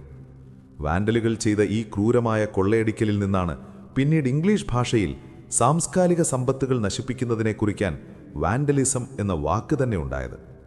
റോമിനെല്ലാം നഷ്ടപ്പെട്ടു. അവരുടെ സമ്പത്ത്, അവരുടെ അഭിമാനം, അവരുടെ ചരിത്രം, എല്ലാം. തങ്ങളെ സംരക്ഷിക്കേണ്ട ഭരണകൂടം തന്നെ തങ്ങളെ ഒറ്റിക്കൊടുത്തതിൻ്റെ ഭവിഷ്യത്ത് എത്ര വലുതാണെന്ന് ഓരോ റോമൻ പൗരനും അന്ന് വേദനയോടെ തിരിച്ചറിഞ്ഞു. വാൻഡലുകൾ കൊള്ളയടിച്ചു മടങ്ങിയതിനു ശേഷമുള്ള റോം ഒരു നഗരമായിരുന്നില്ല, മറിച്ച് ജീവിക്കുന്ന മനുഷ്യരുടെ ഒരു വലിയ ശവപ്പറമ്പായിരുന്നു. എങ്ങോട്ട് തിരിഞ്ഞാലും തകർന്നടിഞ്ഞ കെട്ടിടങ്ങളുടെ അവശിഷ്ടങ്ങൾ മാത്രം. ഉറ്റവരെ നഷ്ടപ്പെട്ടവരുടെ നിലവിളികൾ ആ മഹാനഗരത്തിന്റെ ചുമരുകളിൽ തട്ടി പ്രതിധ്വനിച്ചുകൊണ്ടിരുന്നു. സാധാരണക്കാരായ ജനങ്ങൾ ഒരു നേരത്തെ ഭക്ഷണത്തിനു വേണ്ടി പരസ്പരം പോരടിക്കുന്ന മൃഗങ്ങളെപ്പോലെയായി മാറി. എന്നാൽ ഇത്രയൊക്കെ സംഭവിച്ചിട്ടും സാമ്രാജ്യത്തിന്റെ ശിരകളിലെ അവസാന തുള്ളി രക്തവും വാർന്നുപോയിട്ടും അധികാരത്തിന്റെ ഇടനാഴികളിലെ ചതുരംഗക്കളിക്ക് യാതൊരു അവസാനവുമില്ലായിരുന്നു. പുറത്തുനിന്നുള്ള ശത്രുക്കൾ കൊള്ളയടിച്ചു പോയതിനു ശേഷവും അവശേഷിക്കുന്ന ആ അധികാരത്തിന്റെ സിംഹാസനം സ്വന്തമാക്കാൻ കൊട്ടാരത്തിനുള്ളിലെ കഴുകന്മാർ വട്ടമിട്ട് പറക്കുകയായിരുന്നു. ഈ കാലഘട്ടത്തിലെ ചരിത്രം പരിശോധിക്കുന്ന ഒരു കുറ്റാന്വേഷകനെ ഏറ്റവും കൂടുതൽ അത്ഭുതപ്പെടുത്തുന്നത് ഈയൊരു കാര്യമായിരിക്കും. രാജ്യം പൂർണ്ണമായും നശിച്ചു എന്നുറപ്പായിട്ടും എങ്ങനെയാണ് മനുഷ്യർക്ക് അധികാരത്തിനു വേണ്ടി പരസ്പരം കൊല്ലാൻ കഴിയുന്നത്? അവിടെയാണ് ഫ്ലേവിയസ് റിസീമർ എന്ന സൈന്യാധിപൻ ചരിത്രത്തിന്റെ ഇരുളിലേക്ക് കടന്നുവരുന്നത്. പടിഞ്ഞാറൻ റോമൻ സാമ്രാജ്യത്തിന്റെ അവസാന കാലഘട്ടത്തിലെ ഏറ്റവും അപകടകാരിയായ മനുഷ്യനായിരുന്നു റിസീമർ. അദ്ദേഹം ഒരു റോമൻ പൗരനായിരുന്നില്ല, മറിച്ച് ബാർബേറിയൻ വംശജനായ സൈനികനായിരുന്നു. എന്നാൽ റോമൻ സൈന്യത്തിന്റെ പൂർണ്ണ നിയന്ത്രണം അദ്ദേഹത്തിന്റെ കൈകളിലായിരുന്നു. ബാർബേറിയൻ രക്തമായതുകൊണ്ട് മാത്രം അദ്ദേഹത്തിന് ഒരിക്കലും ഔദ്യോഗികമായി റോമൻ ചക്രവർത്തിയാകാൻ കഴിയുമായിരുന്നില്ല. ആ സത്യം റിസീമർക്ക് നന്നായി അറിയാമായിരുന്നു. അതുകൊണ്ട് അദ്ദേഹം മറ്റൊരു തന്ത്രം മെനഞ്ഞു. കിങ് മേക്കറാകുക.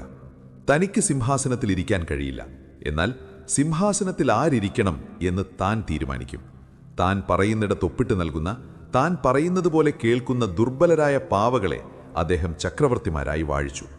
യഥാർത്ഥ അധികാരവും നിയമപരമായ അധികാരവും രണ്ടാളുകളുടെ കൈകളിലായ ഈ അവസ്ഥ പടിഞ്ഞാറൻ റോമിനെ വലിയൊരു പ്രതിസന്ധിയിലേക്കാണ് നയിച്ചത്.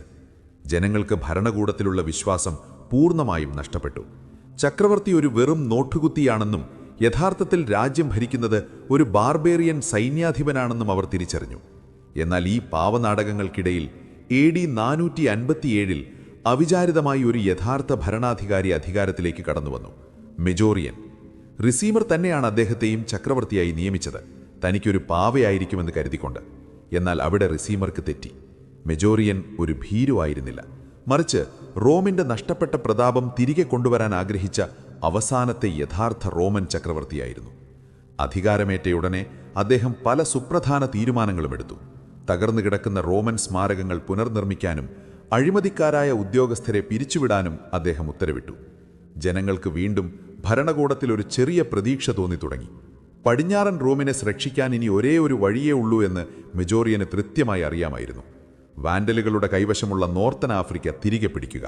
കാരണം സാമ്രാജ്യത്തിന്റെ അന്നദാതാവായിരുന്നു ആഫ്രിക്ക. അവിടെ നിന്നുള്ള ധാന്യവരവ് നിലച്ചതാണ് റോമിലെ പട്ടിണിക്ക് പ്രധാന കാരണം. അതുകൊണ്ട് എന്ത് വില കൊടുത്തും ആഫ്രിക്ക തിരികെ പിടിക്കാൻ അദ്ദേഹം തീരുമാനിച്ചു. സ്വന്തം ചക്രവർത്തിയെ കൊന്ന് അധികാരത്തിന്റെ ചോര മണക്കുന്ന ഉത്തുംഗ ശൃംഗത്തിൽ നിൽക്കുമ്പോൾ റിസീമർ കരുതിയത് താൻ ഇനി റോമിന്റെ അനിഷേധ്യനായ രാജാവാകുമെന്നാണ്. എന്നാൽ പ്രകൃതിയുടെ അല്ലെങ്കിൽ കാലത്തിന്റെ ഒരു കാവ്യനീതി ചരിത്രത്തിൽ നമുക്ക് പലപ്പോഴും കാണാൻ കഴിയും. ആന്റിയമിയസ് ചക്രവർത്തിയെ കൊലപ്പെടുത്തി വെറും 6 ആഴ്ചകൾക്ക് ശേഷം അപ്രതീക്ഷിതമായി റിസീമർ ഒരു കടുത്ത പനി വന്ന് കിടപ്പിലായി. മരുന്നുകൾക്കോ വൈദ്യന്മാർക്കോ അയാളെ രക്ഷിക്കാൻ കഴിഞ്ഞില്ല. താൻ മെനഞ്ഞെടുത്ത 100 കണക്കിന് ഗൂഢാലോചനകൾക്കും കൊലപാതകങ്ങൾക്കും ഒരു സൂക്ഷ്മജീവിയെ തടഞ്ഞു നിർത്താൻ കഴിഞ്ഞില്ല എന്ന സത്യം അവശേഷിപ്പിച്ചുകൊണ്ട് റിസീമർ മരണത്തിന് കീഴടങ്ങി. അയാളുടെ മരണം പടിഞ്ഞാറൻ റോമിൽ അവശേഷിച്ചിരുന്ന അവസാനത്തെ അധികാര കേന്ദ്രത്തെയും ഇല്ലാതാക്കി. തുടർന്നു വന്ന നാളുകൾ തികഞ്ഞ ഭ്രാന്താലയത്തിൻ്റേതായിരുന്നു. സിംഹാസനത്തിൽ കയറാൻ ആർക്കും താൽപ്പര്യമില്ലാത്ത അവസ്ഥ. ആര് ചക്രവർത്തിയായാലും ദിവസങ്ങൾക്കുള്ളിൽ അവർ വധിക്കപ്പെടുമെന്ന് ഉറപ്പായിരുന്നു. AD 474 കിഴക്കൻ റോമൻ സാമ്രാജ്യത്തിന്റെ പിന്തുണയോടെ ജൂലിയസ് നെയ്പോസ് എന്നൊരാൾ ചക്രവർത്തിയായി അധികാരമേറ്റു. എന്നാൽ ആ അധികാരത്തിന് അധികം ആയുസ്സുണ്ടായിരുന്നില്ല. സ്വന്തം സൈന്യാധിപൻ തന്നെ തനിക്കെതിരെ തിരിയുന്നു എന്ന് മനസ്സിലാക്കിയ നെയ്പോസ് ജീവൻ രക്ഷിക്കാൻ വേണ്ടി ഇറ്റലി വിട്ട് ഡാൽമേഷ്യയിലേക്ക് ഒളിച്ചോടി. ജൂലിയസ് നെയ്പോസിനെ ഭയപ്പെടുത്തി ഓടിച്ച ആ സൈന്യാധിപനായിരുന്നു ഫ്ലാവിയസ് ഒറസ്റ്റസ്. ഒരു കുറ്റാന്വേഷകന്റെ കണ്ണിലൂടെ ഒറസ്റ്റസിന്റെ ഭൂതകാലം പരിശോധിച്ചാൽ വളരെ കൗതുകകരമായ ഒരു സത്യം നമുക്ക് കണ്ടെത്താൻ കഴിയും. ഒരു കാലത്ത് യൂറോപ്പിനെ മുഴുവൻ വിറപ്പിച്ച, ദൈവത്തിന്റെ ചാട്ടവാർ എന്ന് സ്വയം വിശേഷിപ്പിച്ച ഹൂണന്മാരുടെ രാജാവ് അറ്റിലയുടെ വിശ്വസ്തനായ സെക്രട്ടറിയായിരുന്നു ഈ ഒറസ്റ്റസ്. റോമിനെ നശിപ്പിക്കാൻ വന്ന ഒരു ശത്രുവിന്റെ ഉപദേശകനായിരുന്ന ഒരാൾ കാലചക്രത്തിന്റെ കറക്കത്തിൽ റോമൻ സൈന്യത്തിന്റെ സർവ്വസൈന്യാധിപനായി മാറുന്ന വിരോധാഭാസം. നെയ്പോസ് ഒളിച്ചോടിയതോടെ പടിഞ്ഞാറൻ റോമൻ സാമ്രാജ്യത്തിന്റെ പൂർണ്ണ അധികാരം ഒറസ്റ്റസിന്റെ കൈകളിലായി. എന്നാൽ റിസീമറിനെ പോലെ തന്നെ ഒരു ബാർബേറിയൻ പാരമ്പര്യമുള്ള ആളായതുകൊണ്ട് ഒറസ്റ്റസിന് നേരിട്ട് ചക്രവർത്തിയാകാൻ കഴിഞ്ഞിരുന്നില്ല. അവിടെ അദ്ദേഹം തന്റെ ബുദ്ധി പ്രയോഗിച്ചു. റെവന്നയിലെ കൊട്ടാരത്തിൽ വെച്ച് ഒറസ്റ്റസ് ഒരു പുതിയ ചക്രവർത്തിയെ പ്രഖ്യാപിച്ചു. അതൊരു പരിചയസമ്പന്നനായ ഭരണാധികാരിയോ ധീരനായ ജനറലോ ആയിരുന്നില്ല, മറിച്ച് ഒറസ്റ്റസിന്റെ സ്വന്തം മകനായിരുന്നു. വെറുമൊരു 12കാരൻ പയ്യൻ. ആ കൊച്ചുകുട്ടിയുടെ പേര് റോമുലസ് അഗസ്റ്റുലസ് എന്നായിരുന്നു. ലോകം കണ്ട ഏറ്റവും വലിയ കണ്ണീരണിഞ്ഞ തമാശകളിലൊന്നാണ് ആ പേര്. ഏതാണ്ട് 1200 വർഷങ്ങൾക്ക് മുൻപ് റോം എന്ന നഗരം സ്ഥാപിച്ച ആദ്യത്തെ രാജാവിന്റെ പേരായിരുന്നു റോമുലസ്. പിന്നീട് ആ നഗരത്തെ ലോകത്തിലെ ഏറ്റവും വലിയ സാമ്രാജ്യമാക്കി മാറ്റിയ ആദ്യത്തെ ചക്രവർത്തിയുടെ പേരായിരുന്നു അഗസ്റ്റസ്. ഈ 2 മഹാരഥന്മാരുടെയും പേരുകൾ ഒത്തുചേർന്ന ഒരു പേരായിരുന്നു ആ കൊച്ചുകുട്ടിക്കുണ്ടായിരുന്നത്, റോമുലസ് അഗസ്റ്റുലസ്. എന്നാൽ അഗസ്റ്റുലസ് എന്നാൽ ചെറിയ അഗസ്റ്റസ് അല്ലെങ്കിൽ കുട്ടി അഗസ്റ്റസ് എന്നൊരു പരിഹാസ്യ രൂപേണയുള്ള അർത്ഥം കൂടിയുണ്ടായിരുന്നു. ലോകം കണ്ട ഏറ്റവും വലിയ സാമ്രാജ്യത്തിന്റെ സിംഹാസനത്തിൽ ഭയപ്പാടോടെ ഇരിക്കുന്ന ആ കുട്ടിയെ ഒന്ന് സങ്കൽപ്പിച്ചു നോക്കൂ. അവനു ചുറ്റും നടക്കുന്ന ഗൂഢാലോചനകളോ രാജ്യത്തിന്റെ അതിർത്തികളിൽ നടക്കുന്ന യുദ്ധങ്ങളോ അവന് മനസ്സിലാകുമായിരുന്നില്ല. സ്വർണത്താൽ തീർത്ത വലിയ കിരീടം ആ ചെറിയ തലയിൽ ഒതുങ്ങിയിരുന്നില്ല. രാജകീയ വസ്ത്രങ്ങൾ അവന് വളരെ വലുതായിരുന്നു. അച്ഛനായ ഒറസ്റ്റസ് കൊണ്ടുവരുന്ന രേഖകളിൽ വെറുതെ ഒപ്പുവെക്കുന്ന ഒരു പാവ മാത്രമായിരുന്നു ആ കുട്ടി. നൂറ്റാണ്ടുകളായി മനുഷ്യർ ചോര ചിന്തി നേടിയെടുത്ത ഒരു സാമ്രാജ്യത്തിന്റെ ഭാരം മുഴുവൻ ചുമക്കാൻ വിധിക്കപ്പെട്ട ഒരു നിരപരാധി. അധികാരക്കൊതി മൂർത്ത മുതിർന്നവർ കളിക്കുന്ന കളിയിലെ ഏറ്റവും നിസ്സഹായനായ കരു. റെവന്നയിലെ തണുത്ത കൊട്ടാരത്തിനുള്ളിൽ ആ 12കാരൻ അനുഭവിച്ച മാനസിക സംഘർഷങ്ങൾ ചരിത്രരേഖകളിൽ എവിടെയും നമ്മൾ കാണുന്നില്ല. എങ്കിലും തന്റെ ജീവന് യാതൊരു സുരക്ഷയുമില്ല എന്ന സത്യം ആ പിഞ്ചു മനസ്സ് തിരിച്ചറിഞ്ഞിട്ടുണ്ടാകും. ഈ സമയത്ത് പടിഞ്ഞാറൻ റോമിന്റെ അവസ്ഥ എന്നത് അതിദയനീയമായിരുന്നു. സാമ്രാജ്യത്തിന്റെ ഖജനാവ് പൂർണ്ണമായും വരണ്ടിരുന്നു. ഒറസ്റ്റസിനെ അധികാരത്തിലെത്താൻ സഹായിച്ച വാടക പട്ടാളത്തിന് നൽകാൻ പോലും ഖജനാവിൽ പണമുണ്ടായിരുന്നില്ല. ഹെറുലി, റുഗി, സ്കിരി തുടങ്ങി വിവിധ ബാർബേറിയൻ ഗോത്രങ്ങളിൽ നിന്നുള്ള പോരാളികളായിരുന്നു അന്ന് ഇറ്റലിയിലെ റോമൻ സൈന്യത്തിന്റെ ഭൂരിഭാഗവും. പണം കിട്ടാതെ വന്നപ്പോൾ അവർ ഒറസ്റ്റസിനു മുന്നിൽ ഒരു പുതിയ ആവശ്യം വെച്ചു. ഇറ്റലിയിലെ ഭൂമിയുടെ 1/3 ഭാഗം തങ്ങൾക്ക് കൃഷി ചെയ്യാനും താമസിക്കാനും വിട്ടുനൽകണം. റോമൻ ചരിത്രത്തിൽ ഇതിലും വലിയൊരു അപമാനം വേറെയുണ്ടായിരുന്നില്ല. സാമ്രാജ്യത്തിന്റെ ഹൃദയഭാഗമായ ഇറ്റലിയൻ മണ്ണ് ശത്രുക്കൾക്കും വാടകപ്പട്ടാളത്തിനും തീരെ എഴുതി കൊടുക്കാൻ അവർ ആവശ്യപ്പെടുകയാണ്. ഇവിടെ ഒറസ്റ്റസ് എന്ന സൈന്യാധിപൻ ഒരു നിമിഷം യഥാർത്ഥ റോമനെ പോലെ ചിന്തിച്ചു. എത്ര വലിയ പ്രതിസന്ധിയുണ്ടായാലും ഇറ്റലിയുടെ മണ്ണ് ബാർബേറിയന്മാർക്ക് നൽകാൻ കഴിയില്ലെന്ന് അദ്ദേഹം തീർത്തു പറഞ്ഞു. ഒറസ്റ്റസിന്റെ ഈ തീരുമാനം ദേശസ്നേഹത്തിന്റെ പേരിലായെങ്കിലും ആ സമയത്തെടുക്കാൻ കഴിയുന്ന ഏറ്റവും അപകടകരമായ തീരുമാനമായിരുന്നു. കാരണം ആ വാടക പട്ടാളത്തെ നിയന്ത്രിക്കാൻ മാത്രം ശക്തിയുള്ള മറ്റൊരു സൈന്യം അദ്ദേഹത്തിന്റെ പക്കലുണ്ടായിരുന്നില്ല. സ്വന്തം സുരക്ഷാബദ്ധന്മാരുടെ ആവശ്യങ്ങൾ നിരസിച്ചുകൊണ്ട് അദ്ദേഹം ക്ഷണിച്ചു വരുത്തിയത് വലിയൊരു വിനാശത്തെയാണ്. ഒറസ്റ്റസിന്റെ മറുപടി കേട്ടയുടനെ ഇറ്റലിയിലെ വിവിധ ഭാഗങ്ങളിൽ തമ്പടിച്ചിരുന്ന വാടക പട്ടാളക്കാർ ഒന്നടങ്കം കലാപമുയർത്തി. റോമൻ സൈന്യത്തിന്റെ പതാകകൾ വലിച്ചെറിഞ്ഞ് അവർ തങ്ങളുടെ സ്വന്തം ഗോത്രങ്ങളുടെ കൊടകളുയർത്തി. അവർക്കൊരു പുതിയ നേതാവിനെ ആവശ്യമായിരുന്നു. ഒറസ്റ്റസിനേക്കാൾ ശക്തനായ, തങ്ങൾക്ക് ഇറ്റലിയിലെ ഭൂമി നേടിത്തരാൻ കഴിയുന്നൊരാൾ. അങ്ങനെയാണ് ഒഡോസർ എന്ന അതികായനായൊരു സൈനിക ജനറലിനെ അവർ തങ്ങളുടെ രാജാവായി പ്രഖ്യാപിക്കുന്നത്. ജർമാനിക് ഗോത്രത്തിൽ ജനിച്ച ഒഡോസർ റോമൻ സൈന്യത്തിൽ ചേർന്ന് തന്റെ കഴിവുകൊണ്ട് ഉയർന്ന പദവികളിലെത്തിയ മികച്ച ഒരു പോരാളിയായിരുന്നു. പടയാളികൾ അദ്ദേഹത്തെ തങ്ങളുടെ പരിചങ്ങൾക്ക് മുകളിൽ നിർത്തി ഉയർത്തി തങ്ങളുടെ പുതിയ നേതാവായി ആർപ്പുവിളികളോടെ അംഗീകരിച്ചു. അതോടെ പടിഞ്ഞാറൻ റോമൻ സാമ്രാജ്യത്തിന്റെ അവസാനത്തെ ആഭ്യന്തര യുദ്ധത്തിന് തുടക്കമായി. ഇതൊരു വിദേശ ശത്രുവിന്റെ ആക്രമണമായിരുന്നില്ല, മറിച്ച് റോമൻ ഭരണകൂടം തന്നെ പണം കൊടുത്തു വളർത്തിയ സ്വന്തം സൈന്യം തന്നെ തങ്ങളുടെ രാജ്യത്തിനെതിരെ നടത്തുന്ന സമ്പൂർണമായ ഒരു സായുധ വിപ്ലവമായിരുന്നു. വർഷങ്ങൾ നീണ്ട കഠിനാധ്വാനത്തിലൂടെ മേജോറിയൻ ഒരു വലിയ കപ്പൽപ്പട തന്നെ നിർമ്മിച്ചു. ഇന്നത്തെ സ്പെയിനിലെ കാർത്തജീന തുറമുഖത്തായിരുന്നു ആ കൂറ്റൻ യുദ്ധക്കപ്പലുകൾ അദ്ദേഹം സജ്ജമാക്കിയത്. 300ഓളം വലിയ കപ്പലുകളും ആയിരക്കണക്കിന് സൈനികരും. പടിഞ്ഞാറൻ റോമൻ സാമ്രാജ്യത്തിന്റെ അവസാനത്തെ വലിയൊരു സൈനിക നീക്കമായിരുന്നു അത്. ഈ കപ്പൽപ്പട ആഫ്രിക്കൻ തീരത്തെത്തിയാൽ വാൻഡലുകൾക്ക് പിടിച്ചു നിൽക്കാൻ കഴിയില്ലെന്ന് എല്ലാവർക്കും അറിയാമായിരുന്നു. റോമിലെ ജനങ്ങൾ വലിയൊരു വിജയവാർത്ത കേൾക്കാൻ ആകാംക്ഷയോടെ കാത്തിരുന്നു. എന്നാൽ AD 460-ൽ ലോകത്തെ മുഴുവൻ ഞെട്ടിച്ചുകൊണ്ട് ആ വാർത്തയെത്തി.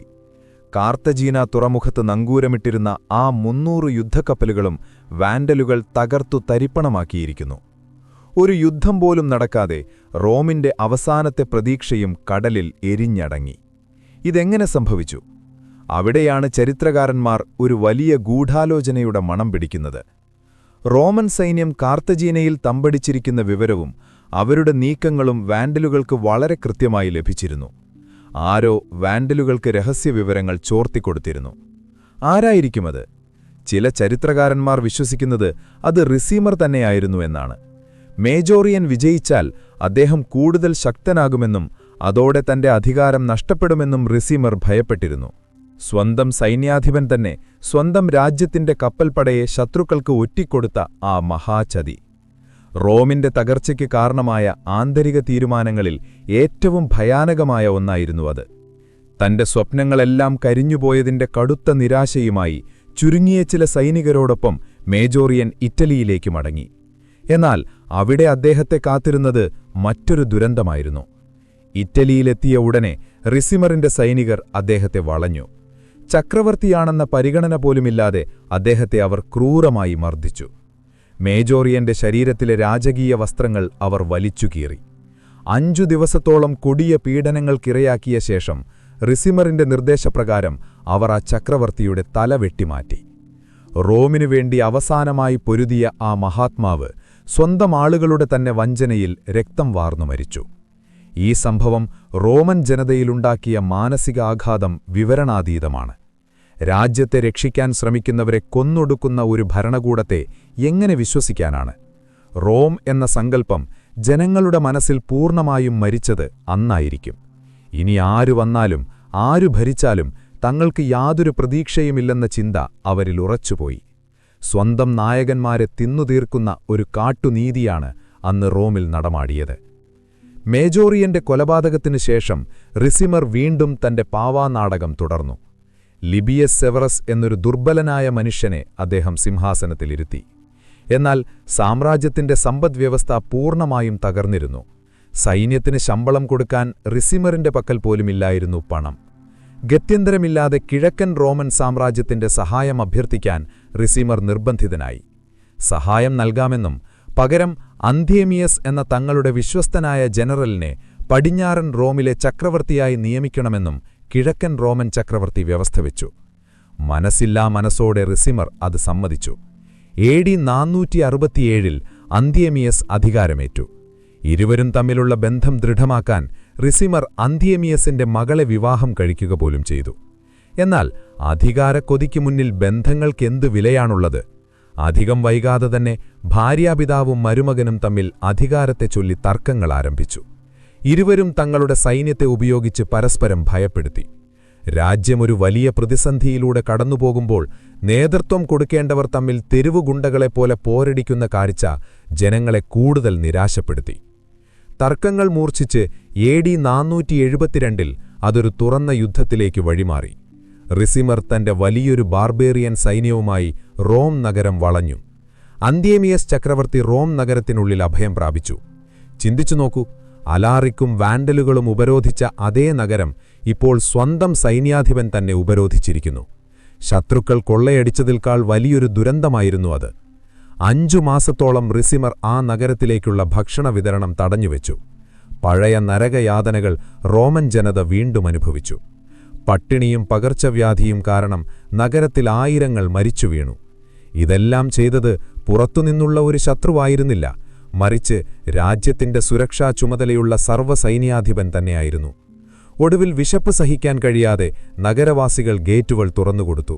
റിസിമറിന്റെ സൈന്യം നഗരത്തിൽ പ്രവേശിച്ച് അന്ത്യേമിയസിനെ പിടികൂടി ഒരു പള്ളിയിൽ വേഷം മാറി ഒളിച്ചിരിക്കുകയായിരുന്ന ആ ചക്രവർത്തിയെ വലിച്ചിറച്ചുകൊണ്ടുവന്ന് തെരുവിലിട്ട് നിഷ്കരുണം കഴുത്തറുത്തു കൊന്നു. സ്വന്തം ചക്രവർത്തിയെ കൊലപാതകം ചെയ്ത ശേഷം റിസിമറിന്റെ സൈന്യം റോം നഗരം വീണ്ടും കൊള്ളയടിച്ചു, ജനങ്ങളെ കൊന്നൊടുക്കി. സാമ്രാജ്യത്തിന്റെ ശവപ്പെട്ടിയിലെ അവസാനത്തെ ആണികളിലൊന്നായിരുന്നു ഈ ആഭ്യന്തര യുദ്ധം. റോം എന്ന മഹാനഗരത്തെ പൂർണ്ണമായും ഇല്ലാതാക്കിയത് അവരുടെ സ്വന്തം നേതാക്കളുടെ ഈ ചോരക്കൊതിയായിരുന്നു. ഒഡോസറിന്റെ നേതൃത്വത്തിലുള്ള ആ കൂറ്റൻ സൈന്യം വടക്കൻ ഇറ്റലിയിലൂടെ ഒരു കൊടുങ്കാറ്റുപോലെ ആഞ്ഞടിച്ചു. അവരെ തടയാൻ ഒറസ്റ്റസിന്റെ പക്കൽ മതിയായ സൈനികരുണ്ടായിരുന്നില്ല. തനിക്ക് ചുറ്റുമുള്ളവർ ഓരോരുത്തരായി തന്നെ വഞ്ചിക്കുന്നത് ഒറസ്റ്റസ് തിരിച്ചറിഞ്ഞു. ജീവൻ രക്ഷിക്കാൻ അദ്ദേഹം വടക്കൻ ഇറ്റലിയിലെ പാവിയ എന്ന നഗരത്തിലേക്ക് ഒളിച്ചോടി. എന്നാൽ ഒഡോസറിന്റെ സൈന്യം ആ നഗരം വളഞ്ഞു. പ്രതിരോധിക്കാൻ ശ്രമിച്ച പാവിയ നഗരത്തെ അവർ ചുട്ടരിച്ചു. പാവിയയിലെ മെത്രാൻ തന്റെ പള്ളിയുടെ സ്വർണ്ണ കുരിശുകൾ വരെ ഉരുക്കി നൽകിയിട്ടും ആ ബാർബേറിയൻ സൈന്യത്തിന്റെ കോപമടങ്ങിയില്ല. ഒടുവിൽ അവർ ഒറസ്റ്റസിനെ പിടികൂടി. AD 476 ഓഗസ്റ്റ് 28 പിയാസെൻസ എന്ന സ്ഥലത്തുവച്ച് ഒറസ്റ്റസിനെ അവർ നിഷ്കരുണം വെട്ടിക്കൊന്നു. റോമൻ സാമ്രാജ്യത്തിന്റെ അവസാനത്തെ രക്ഷകനും അവിടെ മണ്ണടിഞ്ഞു. തന്റെ അധികാരക്കൊതിയുടെയും സ്വാർത്ഥതയുടെയും ഫലമായി അദ്ദേഹം സ്വന്തം മകന്റെ ജീവിതം കൂടിയാണ് വലിയൊരപകടത്തിലേക്ക് തള്ളിവിട്ടത്. ഒറസ്റ്റസിന്റെ സഹോദരനായ പോളസിനെയും അവർ വെറുതെ വിട്ടില്ല. റവന്നയ്ക്ക് സമീപം വച്ച് അദ്ദേഹത്തെയും അവർ വധിച്ചു. തങ്ങളുടെ വഴിയിലെ തടസ്സങ്ങളെല്ലാം ഒഡോസർ വളരെ കൃത്യമായി വെട്ടിമാറ്റിയിരുന്നു. ഇനി ആ സൈന്യത്തിന് മുന്നിലുള്ള ഒരേയൊരു ലക്ഷ്യം റവന്ന എന്ന തലസ്ഥാന നഗരം മാത്രമായിരുന്നു. അവിടെ ആ വലിയ കോട്ടയ്ക്കുള്ളിൽ പുറത്തു നടക്കുന്നതൊന്നും പൂർണ്ണമായി മനസ്സിലാക്കാതെ ഒരു കൊച്ചുകുട്ടി ഭയന്നു വിറച്ചിരിപ്പുണ്ടായിരുന്നു. ലോകം കണ്ട ഏറ്റവും വലിയ സാമ്രാജ്യത്തിന്റെ അവസാനത്തെ അവകാശി. അനാഥമാക്കപ്പെട്ട ആ മഹാനഗരത്തിലെ ജനങ്ങൾ അപ്പോഴും ഈ വാർത്തകളോട് വളരെ നിസ്സംഗമായാണ് പ്രതികരിച്ചത്. റോമിലെ തെരുവുകളിൽ പുതിയ ചക്രവർത്തിയെക്കുറിച്ചോ ഒറസ്റ്റസിന്റെ മരണത്തെക്കുറിച്ചോ വലിയ ചർച്ചകളൊന്നുമുണ്ടായില്ല. അവർക്ക് മുന്നിൽ അതിലും വലിയ പ്രശ്നങ്ങളുണ്ടായിരുന്നു. അടുത്ത നേരത്തെ ഭക്ഷണം എവിടെ നിന്ന് കണ്ടെത്തും? പടർന്നു പിടിക്കുന്ന രോഗങ്ങളിൽ നിന്ന് എങ്ങനെ രക്ഷപ്പെടും? കൊട്ടാരത്തിനുള്ളിൽ ആരു മരിക്കുന്നു, ആര് സിംഹാസനത്തിൽ കയറുന്നു എന്നതൊന്നും ഒരു സാധാരണക്കാരനെ സംബന്ധിച്ചിടത്തോളം അന്നൊരു വിഷയമേ ആയിരുന്നില്ല. ഒരു സാമ്രാജ്യത്തിന്റെ ഏറ്റവും വലിയ പരാജയമെന്നത് ജനങ്ങൾക്കതിനോടുള്ള വൈകാരികമായ അടുപ്പം നഷ്ടപ്പെടുമ്പോഴാണ്. റോമൻ പൗരന്മാർക്ക് തങ്ങളുടെ ഭരണകൂടത്തോട് പുച്ഛം മാത്രമായിരുന്നു ബാക്കിയുണ്ടായിരുന്നത്. അതുകൊണ്ടുതന്നെ ഒഡോസറിന്റെ സൈന്യം റവന്നയിലേക്ക് മാർച്ച് ചെയ്തപ്പോൾ അവരെ തടയാൻ ഒരു ജനതയും തെരുവിലിറങ്ങിയില്ല. ദേശസ്നേഹമെന്ന വികാരം എന്നേ മരിച്ചുപോയിരുന്നു. നൂറ്റാണ്ടുകളായി തങ്ങളുടെ നേതാക്കൾ ചെയ്ത വഞ്ചനകളുടെയും അഴിമതിയുടെയും ക്രൂരതകളുടെയും ഭാരം പേറി തളർന്ന ആ ജനതയ്ക്ക് ഈ നാടകങ്ങൾക്കെല്ലാം ഒരന്ത്യമുണ്ടാകുന്നത് കാണാൻ മാത്രമായിരുന്നു ആഗ്രഹം. രക്തപങ്കിലമായ ആ സിംഹാസനം എന്നേക്കുമായി ഒഴിഞ്ഞുകിടക്കുന്നതാണ് അതിലിരിക്കുന്നവർ കാണിക്കുന്ന ക്രൂരതകളെക്കാൾ ഭേദം എന്നവർ ചിന്തിച്ചു തുടങ്ങിയിരുന്നു. മരണത്തിന്റെ മണിമുഴക്കം റവന്നയുടെ കോട്ടവാതിലുകളിൽ മുഴങ്ങിക്കേൾക്കാൻ തുടങ്ങിയിരുന്നു. AD 476 സെപ്റ്റംബർ മാസത്തിലെ ഒരു പ്രഭാതം. റവന്ന നഗരത്തിനു ചുറ്റുമുള്ള ചതുപ്പുകളിൽ കനത്ത കോടമഞ്ഞു മൂടിക്കിടന്നിരുന്നു. ആ മഞ്ഞിലൂടെയാണ് ഒഡോസറിന്റെ സൈന്യം നഗരത്തിലേക്ക് പ്രവേശിച്ചത്. അവരെ തടയാൻ കോട്ടവാതിലുകളിൽ ആരുമുണ്ടായിരുന്നില്ല. സ്വന്തം പിതാവായ ഒറസ്റ്റസ് കൊല്ലപ്പെട്ടു എന്ന വാർത്ത കൊട്ടാരത്തിലെത്തിയപ്പോൾ തന്നെ അവശേഷിച്ചിരുന്ന കാവൽക്കാരും ഭൃത്യന്മാരും തങ്ങളുടെ ജീവൻ രക്ഷിക്കാൻ വേണ്ടി പല വഴിക്ക് ഓടിമറഞ്ഞിരുന്നു. നൂറ്റാണ്ടുകളായി ലോകത്തെ മുഴുവൻ വിറപ്പിച്ച ഒരു സാമ്രാജ്യത്തിന്റെ തലസ്ഥാനം യാതൊരു ചെറുത്തുനിൽപ്പുമില്ലാതെ ഒരു ശത്രുവിനു മുന്നിൽ വാതിലുകൾ തുറന്നിട്ടു. വലിയ ആർപ്പുവിളികളോ യുദ്ധകാഹളങ്ങളോ ഇല്ലാതെ തികച്ചും ശാന്തമായാണ് ആ സൈന്യം കൊട്ടാരത്തിന്റെ പടവുകൾ കയറിയത്. എന്നാൽ ആ ശാന്തതയ്ക്ക് ഏതൊരു വലിയ യുദ്ധത്തെക്കാളും ഭയാനകമായൊരു വശമുണ്ടായിരുന്നു. അതൊരു നാഗരികതയുടെ മരണശ്വാസമായിരുന്നു. കൊട്ടാരത്തിന്റെ വിശാലമായ ദർബാർ ഹാളിലേക്ക് ആ ബാർബേറിയൻ സൈന്യം കടന്നു ചെല്ലുമ്പോൾ ലോകചരിത്രത്തിലെ ഏറ്റവും ഹൃദയഭേദകമായൊരു കാഴ്ചയാണ് അവിടെ അവരെ കാത്തിരുന്നത്. ആ വലിയ ദർബാർ ഹാളിൽ ആർക്കും വേണ്ടാതെ ഉപേക്ഷിക്കപ്പെട്ട ആ പടുകൂറ്റൻ സിംഹാസനത്തിൽ ഭയന്നു വിറച്ചുകൊണ്ട് ഒരു കൊച്ചുകുട്ടി ഇരിപ്പുണ്ടായിരുന്നു. റോമുലസ് അഗസ്റ്റുലസ്, 12 വയസ്സു മാത്രം പ്രായമുള്ള പടിഞ്ഞാറൻ റോമൻ സാമ്രാജ്യത്തിന്റെ അവസാനത്തെ ചക്രവർത്തി. ആ ചെറിയ ശരീരത്തിന് താങ്ങാൻ കഴിയുന്നതിലും വലുതായിരുന്നു അവൻ ധരിച്ചിരുന്ന പർപ്പിൾ നിറത്തിലുള്ള രാജകീയ വസ്ത്രങ്ങൾ. തലയിലുണ്ടായിരുന്ന സ്വർണ്ണ കിരീടത്തിന്റെ ഭാരം കാരണം അവന്റെ തല താഴേക്ക് കുനിഞ്ഞിരുന്നു. തൊട്ടടുത്ത് എന്തു ചെയ്യണമെന്നറിയാതെ കണ്ണീരുഴച്ചുകൊണ്ട് അവന്റെ അമ്മയുമുണ്ടായിരുന്നു. ഭാരമേറിയ ബൂട്ടുകൾ വലിച്ചുവച്ച് കൊട്ടാരത്തിന്റെ മാർബിൾ തറയിലൂടെ നടന്നുവരുന്ന ശത്രുസൈന്യത്തെ അവൻ ഭയത്തോടെ നോക്കി. അവന്റെ കാടുകളിൽ അപ്പോഴും മുഴങ്ങുന്നത് തന്റെ അച്ഛനെ അവർ വെട്ടിക്കൊന്നു എന്ന വാർത്തയായിരുന്നു. അടുത്തതായി അവർ ലക്ഷ്യം വെക്കുന്നത് തന്റെ കഴുത്തിലേക്കാണെന്ന പിഞ്ചു മനസ്സിനറിയാമായിരുന്നു. ഒരു കാലത്ത് ജൂലിയസ് സീസറും അഗസ്തസുമെല്ലാം തലയുയർത്തി നിന്നിരുന്ന ആ അധികാരത്തിന്റെ ഇടനാഴികളിൽ താൻ ചെയ്തതല്ലാത്ത തെറ്റുകൾക്ക് ശിക്ഷ ഏറ്റുവാങ്ങാൻ വിധിക്കപ്പെട്ട ഒരു നിരപരാധി മൃഗത്തെപ്പോലെ അവൻ അവരെ കാത്തിരുന്നു. വലിയ ഇരുമ്പുവാതിലുകൾ വലിയ ശബ്ദത്തോടെ തുറക്കപ്പെട്ടു. ആയുധധാരികളായ സൈനികർക്കൊപ്പം അധികായനായ ഒഡോസർ ആ സിംഹാസനത്തിന് മുന്നിലെത്തി നിന്നു. അയാളുടെ ശരീരത്തിൽ യുദ്ധങ്ങളുടെയും ചോരയുടെയും ഗന്ധമുണ്ടായിരുന്നു. ആ കുട്ടി തന്റെ ജീവനുവേണ്ടി യാചിച്ചുകൊണ്ട് ഒഡോസറിന്റെ കണ്ണുകളിലേക്ക് നോക്കി. സാധാരണഗതിയിൽ റോമൻ ചരിത്രത്തിൽ ഇങ്ങനെയൊരു സാഹചര്യമുണ്ടായാൽ ആ സിംഹാസനത്തിൽ രക്തം വീഴേണ്ടതാണ്. മുൻപ് വന്ന പല ബാർബേറിയൻ ജനറൽമാരും അങ്ങനെയാണ് ചെയ്തിട്ടുള്ളത്. ഒരുപക്ഷെ ഒഡോസറിന്റെ സൈനികർ പോലും അവരുടെ നേതാവ് ആ കുട്ടിയുടെ തല വെട്ടിയെടുക്കുന്നത് കാണാൻ കാത്തിരിക്കുകയായിരുന്നു. എന്നാൽ അവിടെ ആ നിമിഷത്തിൽ ഒരു കുറ്റാന്വേഷകന്റെ ബുദ്ധി പോലുമെത്താത്ത മനുഷ്യമനഃശാസ്ത്രത്തിന്റെ ഒരു വലിയ മാറ്റം ഒഡോസറിൽ സംഭവിച്ചു. യുദ്ധക്കളങ്ങളിൽ യാതൊരു ദയയുമില്ലാതെ ശത്രുക്കളുടെ കഴുത്തറുത്തിട്ടുള്ള ആ ബാർബേറിയൻ പോരാളിക്ക് തനിക്ക് മുന്നിൽ ഭയന്നു വിറച്ചിരിക്കുന്ന ആ കൊച്ചുകുട്ടിയോട് വലിയൊരു സഹതാപം തോന്നി. ആ സിംഹാസനത്തിലിരിക്കാൻ അവൻ ഒരിക്കലും ആഗ്രഹിച്ചിരുന്നില്ലെന്നും അധികാരക്കൊതിമൂക്ക മുതിർന്നവർ അവനെ ഒരു കരുവാക്കി മാറ്റിയതാണെന്നും ഒഡോസർ തിരിച്ചറിഞ്ഞു.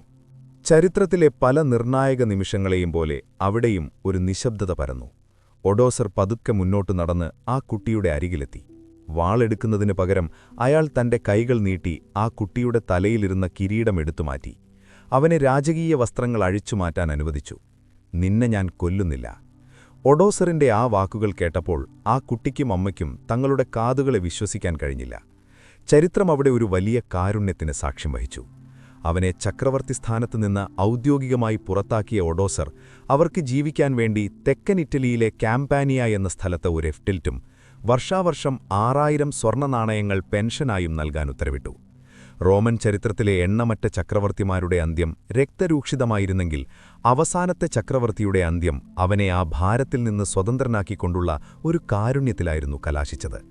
ആ കുട്ടിക്ക് നഷ്ടപ്പെട്ടത് ഒരു വലിയ സാമ്രാജ്യമായിരുന്നെങ്കിലും അവന് തിരികെ ലഭിച്ചത് അവന്റെ സ്വന്തം ജീവനായിരുന്നു. എന്നാൽ അതൊരു വ്യക്തിയുടെ മാത്രം കഥയായിരുന്നു. ആ സാമ്രാജ്യത്തിന്റെ കഥ അവിടെ അവസാനിക്കുകയായിരുന്നില്ല. തുടർന്ന് ഒഡോസർ എടുത്ത തീരുമാനമാണ് ചരിത്രകാരന്മാരെ ഇന്നും അത്ഭുതപ്പെടുത്തുന്നത്. സിംഹാസനം ഒഴിഞ്ഞുകിടക്കുന്നത് കണ്ടപ്പോൾ കൂടെയുണ്ടായിരുന്ന സൈനികർ ഒഡോസറിനോട് ആ സിംഹാസനത്തിൽ കയറിയിരുന്ന് പടിഞ്ഞാറൻ റോമിന്റെ ചക്രവർത്തിയായി സ്വയം പ്രഖ്യാപിക്കാൻ ആവശ്യപ്പെട്ടു. എന്നാൽ ഒഡോസർ അതിന് തയ്യാറായില്ല. അദ്ദേഹത്തിന് ആ സിംഹാസനത്തിന്റെ അർത്ഥശൂന്യത കൃത്യമായി അറിയാമായിരുന്നു. റോം എന്ന പേരിൽ ഇനിയൊന്നും ബാക്കിയില്ലെന്ന് ആ ബാർബേറിയൻ ജനറൽ തിരിച്ചറിഞ്ഞിരുന്നു. പകരം അദ്ദേഹം റോമിൽ അവശേഷിച്ചിരുന്ന സെനറ്റർമാരെ വിളിച്ചുകൂട്ടി. അവരുടെ മുഖത്ത് ഭയവും അപമാനവും നിഴലിച്ചിരുന്നു. ലോകത്തെ നിയന്ത്രിച്ചിരുന്ന ആ സെനറ്റർമാരോട് കിഴക്കൻ റോമൻ സാമ്രാജ്യത്തിന്റെ തലസ്ഥാനമായ കോൺസ്റ്റാന്റിനോപ്പിളിലേക്ക് ഒരു കത്തെഴുതാൻ ആവശ്യപ്പെട്ടു. സെനറ്റർമാർ വിറയ്ക്കുന്ന കൈകളോടെ അദ്ദേഹം പറഞ്ഞ കാര്യങ്ങൾ എഴുതിയെടുത്തു. ആ കത്തിലെ വരികൾ ഇതായിരുന്നു: പടിഞ്ഞാറൻ റോമൻ സാമ്രാജ്യത്തിന് ഇനിയൊരു പ്രത്യേക ചക്രവർത്തിയുടെ ആവശ്യമില്ല. ലോകത്തെ ഭരിക്കാൻ ഒറ്റ ചക്രവർത്തി മതി. അത് കോൺസ്റ്റാന്റിനോപ്പിളിൽ ഇരിക്കുന്ന അങ്ങാണ്. ഇറ്റലിയുടെ ഭരണം അങ്ങയുടെ പ്രതിനിധിയായി ഒഡോസർ എന്ന ജനറൽ നിർവഹിച്ചുകൊള്ളും. ഒരു ജനതയുടെ മുഴുവൻ ആത്മാഭിമാനത്തെയും കൊന്നൊടുക്കുന്ന വാക്കുകളായിരുന്നു അത്. നൂറാറുകണക്കിന് വർഷങ്ങളായി തങ്ങൾ കെട്ടിപ്പടുത്ത സാമ്രാജ്യം ഇനി നിലവിലില്ലെന്ന് അവർ തന്നെ സ്വന്തം കൈകൊണ്ട് എഴുതി ഒപ്പിടുകയായിരുന്നു. തുടർന്ന് കൊട്ടാരത്തിലെ ഇരുണ്ട അറകളിൽ നിന്ന് ചില പെട്ടികൾ പുറത്തേക്ക് കൊണ്ടുവന്നു. അതിൽ പടിഞ്ഞാറൻ റോമൻ ചക്രവർത്തിമാർ തലമുറകളായി ഉപയോഗിച്ചിരുന്ന സ്വർണ്ണ കിരീടങ്ങളും പർപ്പിൾ നിറത്തിലുള്ള മേലാങ്കികളും അധികാരത്തിന്റെ ചിഹ്നമായ ചെങ്കോലുമുണ്ടായിരുന്നു. ആ സാധനങ്ങളെല്ലാം വളരെ ശ്രദ്ധയോടെ പാക്ക് ചെയ്യപ്പെട്ടു. റോമൻ ജനതയെ സംബന്ധിച്ചിടത്തോളം അതൊരു ശവസംസ്കാര ചടങ്ങിന് തുല്യമായിരുന്നു. ആ പെട്ടികൾ ദൂതന്മാരുടെ കൈവശം കോൺസ്റ്റാന്റിനോപ്പിളിലേക്ക് കൊടുത്തയച്ചു. സാമ്രാജ്യത്തിന്റെ ആത്മാവിനെ ഒരു മരപ്പെട്ടിയിലാക്കി അവർ യാത്രയാക്കുകയായിരുന്നു. ഈ നിമിഷത്തെ ചരിത്രകാരന്മാർ വളരെ വികാരപൂർണമായാണ് അടയാളപ്പെടുത്തുന്നത്. AD 476 നടന്ന ഈ സംഭവം പടിഞ്ഞാറൻ റോമൻ സാമ്രാജ്യത്തിന്റെ ഔദ്യോഗികമായ പതനമായി കണക്കാക്കപ്പെടുന്നു. എന്നാൽ ഓർക്കുക, അതൊരു വലിയ ബോംബ് സ്ഫോടനത്തിലോ അല്ലെങ്കിൽ രക്തച്ചൊരിച്ചിലുകൾ നിറഞ്ഞ വലിയൊരു യുദ്ധത്തിലോ അല്ല അവസാനിച്ചത്. മറിച്ച് വളരെ നിശബ്ദമായി ഒരു കഷ്ണം കടലാസിലൂടെയും ഒരു മരപ്പെട്ടിയിലൂടെയുമാണത് സംഭവിച്ചത്. 1200 വർഷത്തെ ചരിത്രമുള്ള ഒരു ജനതയുടെ അന്ത്യം ഇത്രത്തോളം നിശബ്ദമാകാൻ കാരണമെന്താണ്? അവിടെയാണ് നമ്മൾ ആദ്യം ചോദിച്ച ചോദ്യത്തിലേക്ക് തിരികെ എത്തുന്നത്. പുറത്തുനിന്നുള്ള ശത്രുക്കൾ കൊന്നൊടുക്കുന്നതിനു മുൻപുതന്നെ റോം എന്ന ആശയം അതിന്റെ ജനങ്ങളുടെ മനസ്സിൽ മരിച്ചുകഴിഞ്ഞിരുന്നു. തുടർച്ചയായ ആഭ്യന്തര യുദ്ധങ്ങൾ, ഭരണാധികാരികളുടെ അധികാരക്കൊതി, ജനങ്ങളെ പിഴിഞ്ഞെടുക്കുന്ന നികുതി വ്യവസ്ഥകൾ, സൈന്യത്തിന്റെ അച്ചടക്കമില്ലായ്മ, നാണയങ്ങളിലെ കൃത്രിമം വഴിയുണ്ടായ സാമ്പത്തിക തകർച്ച, ഈ ആന്തരിക തീരുമാനങ്ങളാണ് ശരിക്കും റോമിനെ കൊലപ്പെടുത്തിയത്. ഒരു കെട്ടിടം തകർന്നു വീഴുന്നത് പുറത്തുനിന്ന് ആരെങ്കിലും ഇടിക്കുമ്പോഴാകാം, എന്നാൽ അതിന്റെ അടിത്തറയിലെ മണ്ണൊലിച്ചു പോകുന്നത് ആരും കാണുന്നില്ല. റോമൻ സാമ്രാജ്യത്തിന്റെ അടിത്തറയിലെ മണ്ണാണ് നൂറ്റാണ്ടുകളായി അവരുടെ ഭരണാധികാരികൾ തന്നെ സ്വന്തം സ്വാർത്ഥത്തിനു വേണ്ടി മാറ്റിക്കൊണ്ടിരുന്നത്. അടിത്തറയില്ലാത്ത ആ വലിയ മന്ദിരത്തെ വെറുതെ ഒന്ന് തൊട്ടുകൊടുക്കേണ്ട ജോലി മാത്രമേ ബാർബേറിയൻ ശത്രുക്കൾക്ക് ചെയ്യേണ്ടി വന്നുള്ളൂ. ചരിത്രത്തിലെ വിരോധാഭാസങ്ങൾ എത്രത്തോളം വലുതാണെന്ന് ചിന്തിച്ചു നോക്കൂ. റോം എന്ന നഗരം സ്ഥാപിച്ചത് റോമ്യുലസ് എന്നൊരാളായിരുന്നു. അവസാനത്തെ ചക്രവർത്തിയുടെ പേരും റോമ്യുലസ് എന്നു തന്നെയായിരുന്നു. ഒരു മനുഷ്യനിൽ നിന്ന് തുടങ്ങി ഒരു മനുഷ്യനിൽ തന്നെ ആ വലിയ ചരിത്രം അവസാനിച്ചു. ഇത് കേവലം ഒരു സാമ്രാജ്യത്തിന്റെ തകർച്ചയുടെ കഥ മാത്രമല്ല, ഇത് അധികാരത്തിന്റെയും മനുഷ്യന്റെ അത്യാഗ്രഹത്തിന്റെയും മനഃശാസ്ത്രം പറയുന്ന ഒരു പാഠപുസ്തകമാണ്. എത്ര വലിയ സാമ്രാജ്യമായാലും എത്ര വലിയ സമ്പത്തുണ്ടായാലും ഒരു ഭരണകൂടത്തിന് ജനങ്ങളുമായുള്ള വൈകാരിക ബന്ധം നഷ്ടപ്പെട്ടാൽ, അവർ പരസ്പരം വിശ്വസിക്കാതെയായാൽ ആ രാജ്യത്തിന്റെ തകർച്ച സുനിശ്ചിതമാണ്. പടിഞ്ഞാറൻ റോമൻ സാമ്രാജ്യം തകർന്നടിഞ്ഞപ്പോൾ ബാക്കിയായത് അവരുടെ കെട്ടിടങ്ങളുടെ അവശിഷ്ടങ്ങൾ മാത്രമായിരുന്നില്ല, മറിച്ച് വരാനിരിക്കുന്ന മനുഷ്യർക്ക് പഠിക്കാൻ വലിയൊരു മുന്നറിയിപ്പ് കൂടിയായിരുന്നു. ഇറ്റലിയുടെ മേൽ ഇരുട്ടു പരക്കാൻ തുടങ്ങിയിരുന്നു. റോമൻ ചരിത്രത്തിന്റെ അസ്തമയവും യൂറോപ്പിന്റെ അന്ധകാരയുഗത്തിന്റെ ഡാർക്ക് ഏജസിന്റെ ഉദയവുമായിരുന്നു ആ ഇരുട്ടിൽ ഒളിഞ്ഞിരുന്നത്. എന്നാൽ അവിടെ അവസാനിക്കാത്ത ചില ദുരൂഹതകളും ചോദ്യങ്ങളും ബാക്കിയുണ്ടായിരുന്നു. പടിഞ്ഞാറൻ റോമൻ സാമ്രാജ്യത്തിന്റെ ഔദ്യോഗിക പതനത്തിന് ശേഷമുള്ള നാളുകൾ യൂറോപ്പിനെ സംബന്ധിച്ചിടത്തോളം വലിയൊരു ശൂന്യതയുടേതായിരുന്നു. ഒഡോയസർ ആ സിംഹാസനം ഉപേക്ഷിച്ച ദിവസം പെട്ടെന്നൊരു വലിയ പൊട്ടിത്തെറിയൊന്നും അവിടെ ഉണ്ടായില്ല. പകരം ഭയാനകമായൊരു നിശബ്ദതയാണ് അവിടെ തളം കെട്ടിനിന്നത്. ഒരു മനുഷ്യൻ മരിച്ചതിനു ശേഷം അയാളുടെ ശരീരത്തിൽ സംഭവിക്കുന്ന മാറ്റങ്ങൾ പോലെ ആ വലിയ സാമ്രാജ്യത്തിന്റെ ഭൗതികമായ ശരീരം പതിയെ പതിയെ അഴുകിത്തുടങ്ങുകയായിരുന്നു. നൂറ്റാണ്ടുകളായി യൂറോപ്പിനെ ഒന്നിപ്പിച്ചു നിർത്തിയിരുന്ന കേന്ദ്രീകൃത ഭരണ സംവിധാനം പൂർണ്ണമായും ഇല്ലാതായി. റോമിൽ നിന്ന് ഉത്തരവുകളുമായി പോയിരുന്ന ദൂതന്മാർ കുതിരപ്പുറത്ത് പാഞ്ഞുപോകുന്ന കാഴ്ചകൾ ഇല്ലാതായി. നിയമങ്ങൾ വ്യാഖ്യാനിക്കാൻ കോടതികളില്ല, നികുതി പിരിക്കാൻ ഉദ്യോഗസ്ഥരില്ല, അതിർത്തി കാക്കാൻ റോമൻ പതാകയേന്തിയ സൈനികരില്ല. ഇന്നലെ വരെ ലോകത്തെ മുഴുവൻ വിറപ്പിച്ച ഒരു ജനത ഒറ്റ രാത്രി കൊണ്ട് ചരിത്രത്തിന്റെ അനാഥരായി മാറുന്ന കാഴ്ചയായിരുന്നു അത്. സാമ്രാജ്യത്തിന്റെ അതിർത്തികൾക്കുള്ളിൽ ജീവിച്ചിരുന്ന മനുഷ്യർക്ക് ഇനി എന്ത് സംഭവിക്കുമെന്നോ തങ്ങളുടെ രാജ്യമേതാണെന്നോ ഒരു നിശ്ചയവുമുണ്ടായിരുന്നില്ല. എല്ലാം നഷ്ടപ്പെട്ടവരുടെ ഒരു വലിയ അഭയാർത്ഥി ക്യാമ്പ് പോലെ യൂറോപ്പ് മാറിത്തീർന്നു. ചരിത്രത്തിന്റെ ഒരു ഫോറൻസിക് മേശയിൽ റോമൻ സാമ്രാജ്യത്തിന്റെ ഈ വലിയ മൃതദേഹം പോസ്റ്റ്മോർട്ടം ചെയ്യുകയാണെങ്കിൽ ഒരു കുറ്റാന്വേഷകന് വളരെ പെട്ടെന്ന് തന്നെ മരണകാരണം കണ്ടെത്താൻ കഴിയും. അതൊരു കൊലപാതകമായിരുന്നില്ല, മറിച്ച് വളരെ ആസൂത്രിതമായ ഒരാത്മഹത്യയായിരുന്നു. നൂറുകണക്കിന് ചെറിയ മുറിവുകളിൽ നിന്ന് രക്തം വാർന്നാണ് ആ സാമ്രാജ്യം മരിച്ചു വീണത്. ഇതിൽ ആദ്യത്തെ മുറിവ് അവർ ഏൽപ്പിച്ചത് സ്വന്തം സമ്പദ്വ്യവസ്ഥയുടെ നെഞ്ചിലായിരുന്നു. സൈന്യത്തെ പ്രീതിപ്പെടുത്താനും സ്വന്തം ആഡംബരങ്ങൾക്കും വേണ്ടി ഭരണാധികാരികൾ തങ്ങളുടെ നാണയങ്ങളിലെ വെള്ളിയുടെ അളവ് കുറച്ചു. അത് ജനങ്ങളുടെ വിശ്വാസത്തെയും സമ്പത്തിനെയും ഒറ്റയടിക്കില്ലാതാക്കി. രണ്ടാമത്തെ മുറിവ് അധികാര കൊതിയുടെ രൂപത്തിലായിരുന്നു. ഒരൊറ്റ സാമ്രാജ്യമായി നിന്നിരുന്ന റോമിനെ ഭരണസൗകര്യത്തിന് എന്നു പറഞ്ഞ് പടിഞ്ഞാറും കിഴക്കുമായി രണ്ടായി വിഭജിച്ചപ്പോൾ അവർ മുറിച്ചുമാറ്റിയത് ഒരു ജനതയുടെ ഹൃദയത്തെയായിരുന്നു. നമ്മൾ എന്ന വികാരം അവിടെ വെച്ച് മരിച്ചു. കിഴക്കൻ റോമിലെ കോൺസ്റ്റാന്റിനോപ്പിളിലേക്ക് സമ്പത്തും അധികാരവും മാറ്റിയപ്പോൾ പടിഞ്ഞാറൻ റോം ഒരു ശവപ്പറമ്പായി മാറാൻ തുടങ്ങിയിരുന്നു. ഈ തീരുമാനങ്ങളെടുത്ത ആരും തന്നെ വരാനിരിക്കുന്ന വലിയ വിനാശത്തെക്കുറിച്ച് ചിന്തിച്ചിരുന്നില്ല. തങ്ങളുടെ അധികാരവും തങ്ങളുടെ നിലനിൽപ്പും മാത്രമായിരുന്നു അവരുടെ ലക്ഷ്യം. ഏറ്റവും ക്രൂരമായ മുറിവുകൾ റോമിന് നൽകിയത് അവരുടെ തന്നെ ഭരണാധികാരികളുടെ ഭയവും അസൂയയുമാണ്. പ്രതിസന്ധിഘട്ടങ്ങളിൽ ആ സാമ്രാജ്യത്തെ താങ്ങി നിർത്തിയ അസാമാന്യ പ്രതിഭകളായ സൈന്യാധിപന്മാരെയാണ് അവർ സ്വന്തം കൈകൊണ്ടില്ലാതാക്കിയത്. ഫ്ലാവിയസ് ടിലിക്കോ എന്ന ധീരനായ സൈന്യാധിപനെ കൊന്നത് ശത്രുക്കളായിരുന്നില്ല, മറിച്ച് ഹൊനോറിയസ് എന്ന ഭീരുവായ ചക്രവർത്തിയുടെ സംശയങ്ങളായിരുന്നു. ഹൂണന്മാരുടെ ആക്രമണത്തിൽ നിന്നും റോമിനെ രക്ഷിച്ച ഫ്ലാവിയസ് ഈഷ്യസിനെ വാലന്റീനിയൻ ചക്രവർത്തി സ്വന്തം കൈകൊണ്ട് കുത്തിക്കൊന്നത് വെറും അസൂയ കൊണ്ടായിരുന്നു. സാമ്രാജ്യത്തിന് ജീവൻ നൽകാൻ ശ്രമിച്ച മേജോറിയൻ ചക്രവർത്തിയെ കൊലപ്പെടുത്തിയത് റിസീമർ എന്ന സ്വന്തം സൈന്യാധിപൻ തന്നെയായിരുന്നു. തന്നെ സംരക്ഷിക്കാൻ നിൽക്കുന്ന കാവൽക്കാരെ ഓരോരുത്തരായി കൊന്നൊടുക്കിയ ശേഷം വാതിലുകൾ മലർക്കെ തുറന്നിട്ട് ശത്രുവിനെ കാത്തിരിക്കുന്ന വിഡ്ഢിയായ ഒരു ഗൃഹനാഥനെ പോലെയായിരുന്നു റോമൻ സാമ്രാജ്യം. ഈ കൊലപാതകങ്ങളിലൂടെ സാമ്രാജ്യത്തിന്റെ പ്രതിരോധ നിരയെ അവർ തന്നെ ഇല്ലാതാക്കി. ഈ ശൂന്യത നികത്താൻ അവർ കണ്ടുപിടിച്ച അവസാനത്തെ കുറുക്കുവഴിയായിരുന്നു വാടക പട്ടാളം. റോമിനോട് യാതൊരു കൂറുമില്ലാത്ത, ശമ്പളത്തിനു വേണ്ടി മാത്രം യുദ്ധം ചെയ്യുന്ന ബാർബേറിയന്മാരുടെ കയ്യിൽ സ്വന്തം ജീവന്റെ താക്കോൽ അവർ ഏൽപ്പിച്ചു. അത് ശരിക്കും അവർ തന്നെ റോമിന്റെ കഴുത്തറുക്കുന്ന കാഴ്ചയാണ് നാം കണ്ടത്. വർഷങ്ങൾ കഴിയുന്തോറും ഈ വലിയ പതനത്തിന്റെ ഭൗതികമായ അവശിഷ്ടങ്ങൾ പ്രകൃതി തിരികെ പിടിക്കാൻ തുടങ്ങി. റോമിന്റെ തെരുവുകളിൽ പുല്ലുകൾ വളർന്നു. ശുദ്ധജലം കൊണ്ടുവന്നിരുന്ന ആക്വഡക്റ്റുകൾ തകർന്നു വീണതോടെ നഗരങ്ങൾ വരണ്ടുണങ്ങി. ലോകത്തിലെ ഏറ്റവും വലിയ പുസ്തകാലയങ്ങളും ഗ്രന്ഥങ്ങളും ആരും വായിക്കാനില്ലാതെ ചിലലരിച്ചുപോയി. കൂറ്റൻ മാർബിൾ സ്മാരകങ്ങളും ദേവാലയങ്ങളും ജനങ്ങൾ തങ്ങളുടെ വീടുകൾ പണിയാനുള്ള കല്ലുകൾക്കായി പൊളിച്ചെടുത്തു. ഗ്ലാഡിയേറ്റർമാരുടെ ചോര വീണ കൊളോസിയത്തിന്റെ വലിയ മൈതാനത്ത് പശുക്കളും ആടുകളും മേയാൻ തുടങ്ങി. നൂറ്റാണ്ടുകൾക്ക് ശേഷം ജനിച്ച മനുഷ്യർ ഈ വലിയ നിർമ്മിതികൾ കണ്ട് അത്ഭുതപ്പെട്ടു. മനുഷ്യർക്ക് ഇങ്ങനെയൊക്കെ നിർമ്മിക്കാൻ കഴിയുമെന്ന് അവർക്ക് വിശ്വസിക്കാൻ കഴിഞ്ഞില്ല. ഭൂമിയിൽ മുൻപ് ജീവിച്ചിരുന്ന ഏതോ അതിമാനുഷ്യരോ ഭീമന്മാരോ പണിതതാണ് ഇത് എന്ന് അവർ വിശ്വസിച്ചു. അറിവുകൾ നഷ്ടപ്പെട്ട, സംസ്കാരങ്ങൾ പിന്നോട്ടുപോയ ഒരു വലിയ അന്ധകാര യുഗത്തിലേക്ക് യൂറോപ്പ് പതിയെ വഴുതി വീണു. ആയിരക്കണക്കിന് വർഷം മനുഷ്യൻ നടത്തിയ പുരോഗതികൾ, ശാസ്ത്രം, തത്വശാസ്ത്രം, സാഹിത്യം എല്ലാം ആ റോമൻ അവശിഷ്ടങ്ങൾക്കൊപ്പം മണ്ണിൽ പുതഞ്ഞുപോയി. ഒരു നാഗരികത നശിക്കുമ്പോൾ അത് വെറുമൊരു ഭരണമാറ്റം മാത്രമല്ല, മറിച്ച് തലമുറകളുടെ അറിവുകൾ കൂടിയാണ് നശിക്കുന്നത്. അതിന്റെ ഏറ്റവും വലിയ ഉദാഹരണമായിരുന്നു അത്. ഈ ഇരുണ്ട കാലഘട്ടത്തിലും ഒരു വലിയ ചോദ്യം ചരിത്രകാരന്മാർക്ക് മുന്നിൽ അവശേഷിക്കുന്നുണ്ട്. പടിഞ്ഞാറൻ റോം തകർന്നടിഞ്ഞപ്പോൾ എന്തുകൊണ്ടാണ് കിഴക്കൻ റോമൻ സാമ്രാജ്യം അഥവാ ബൈസന്റൈൻ സാമ്രാജ്യം കോൺസ്റ്റാന്റിനോപ്പിൾ തലസ്ഥാനമാക്കി വീണ്ടും 1000 വർഷങ്ങൾ കൂടി നിലനിന്നത്? രണ്ട് സാമ്രാജ്യങ്ങൾക്കും ഒരേ സംസ്കാരമായിരുന്നു, ഒരേ നിയമങ്ങളായിരുന്നു.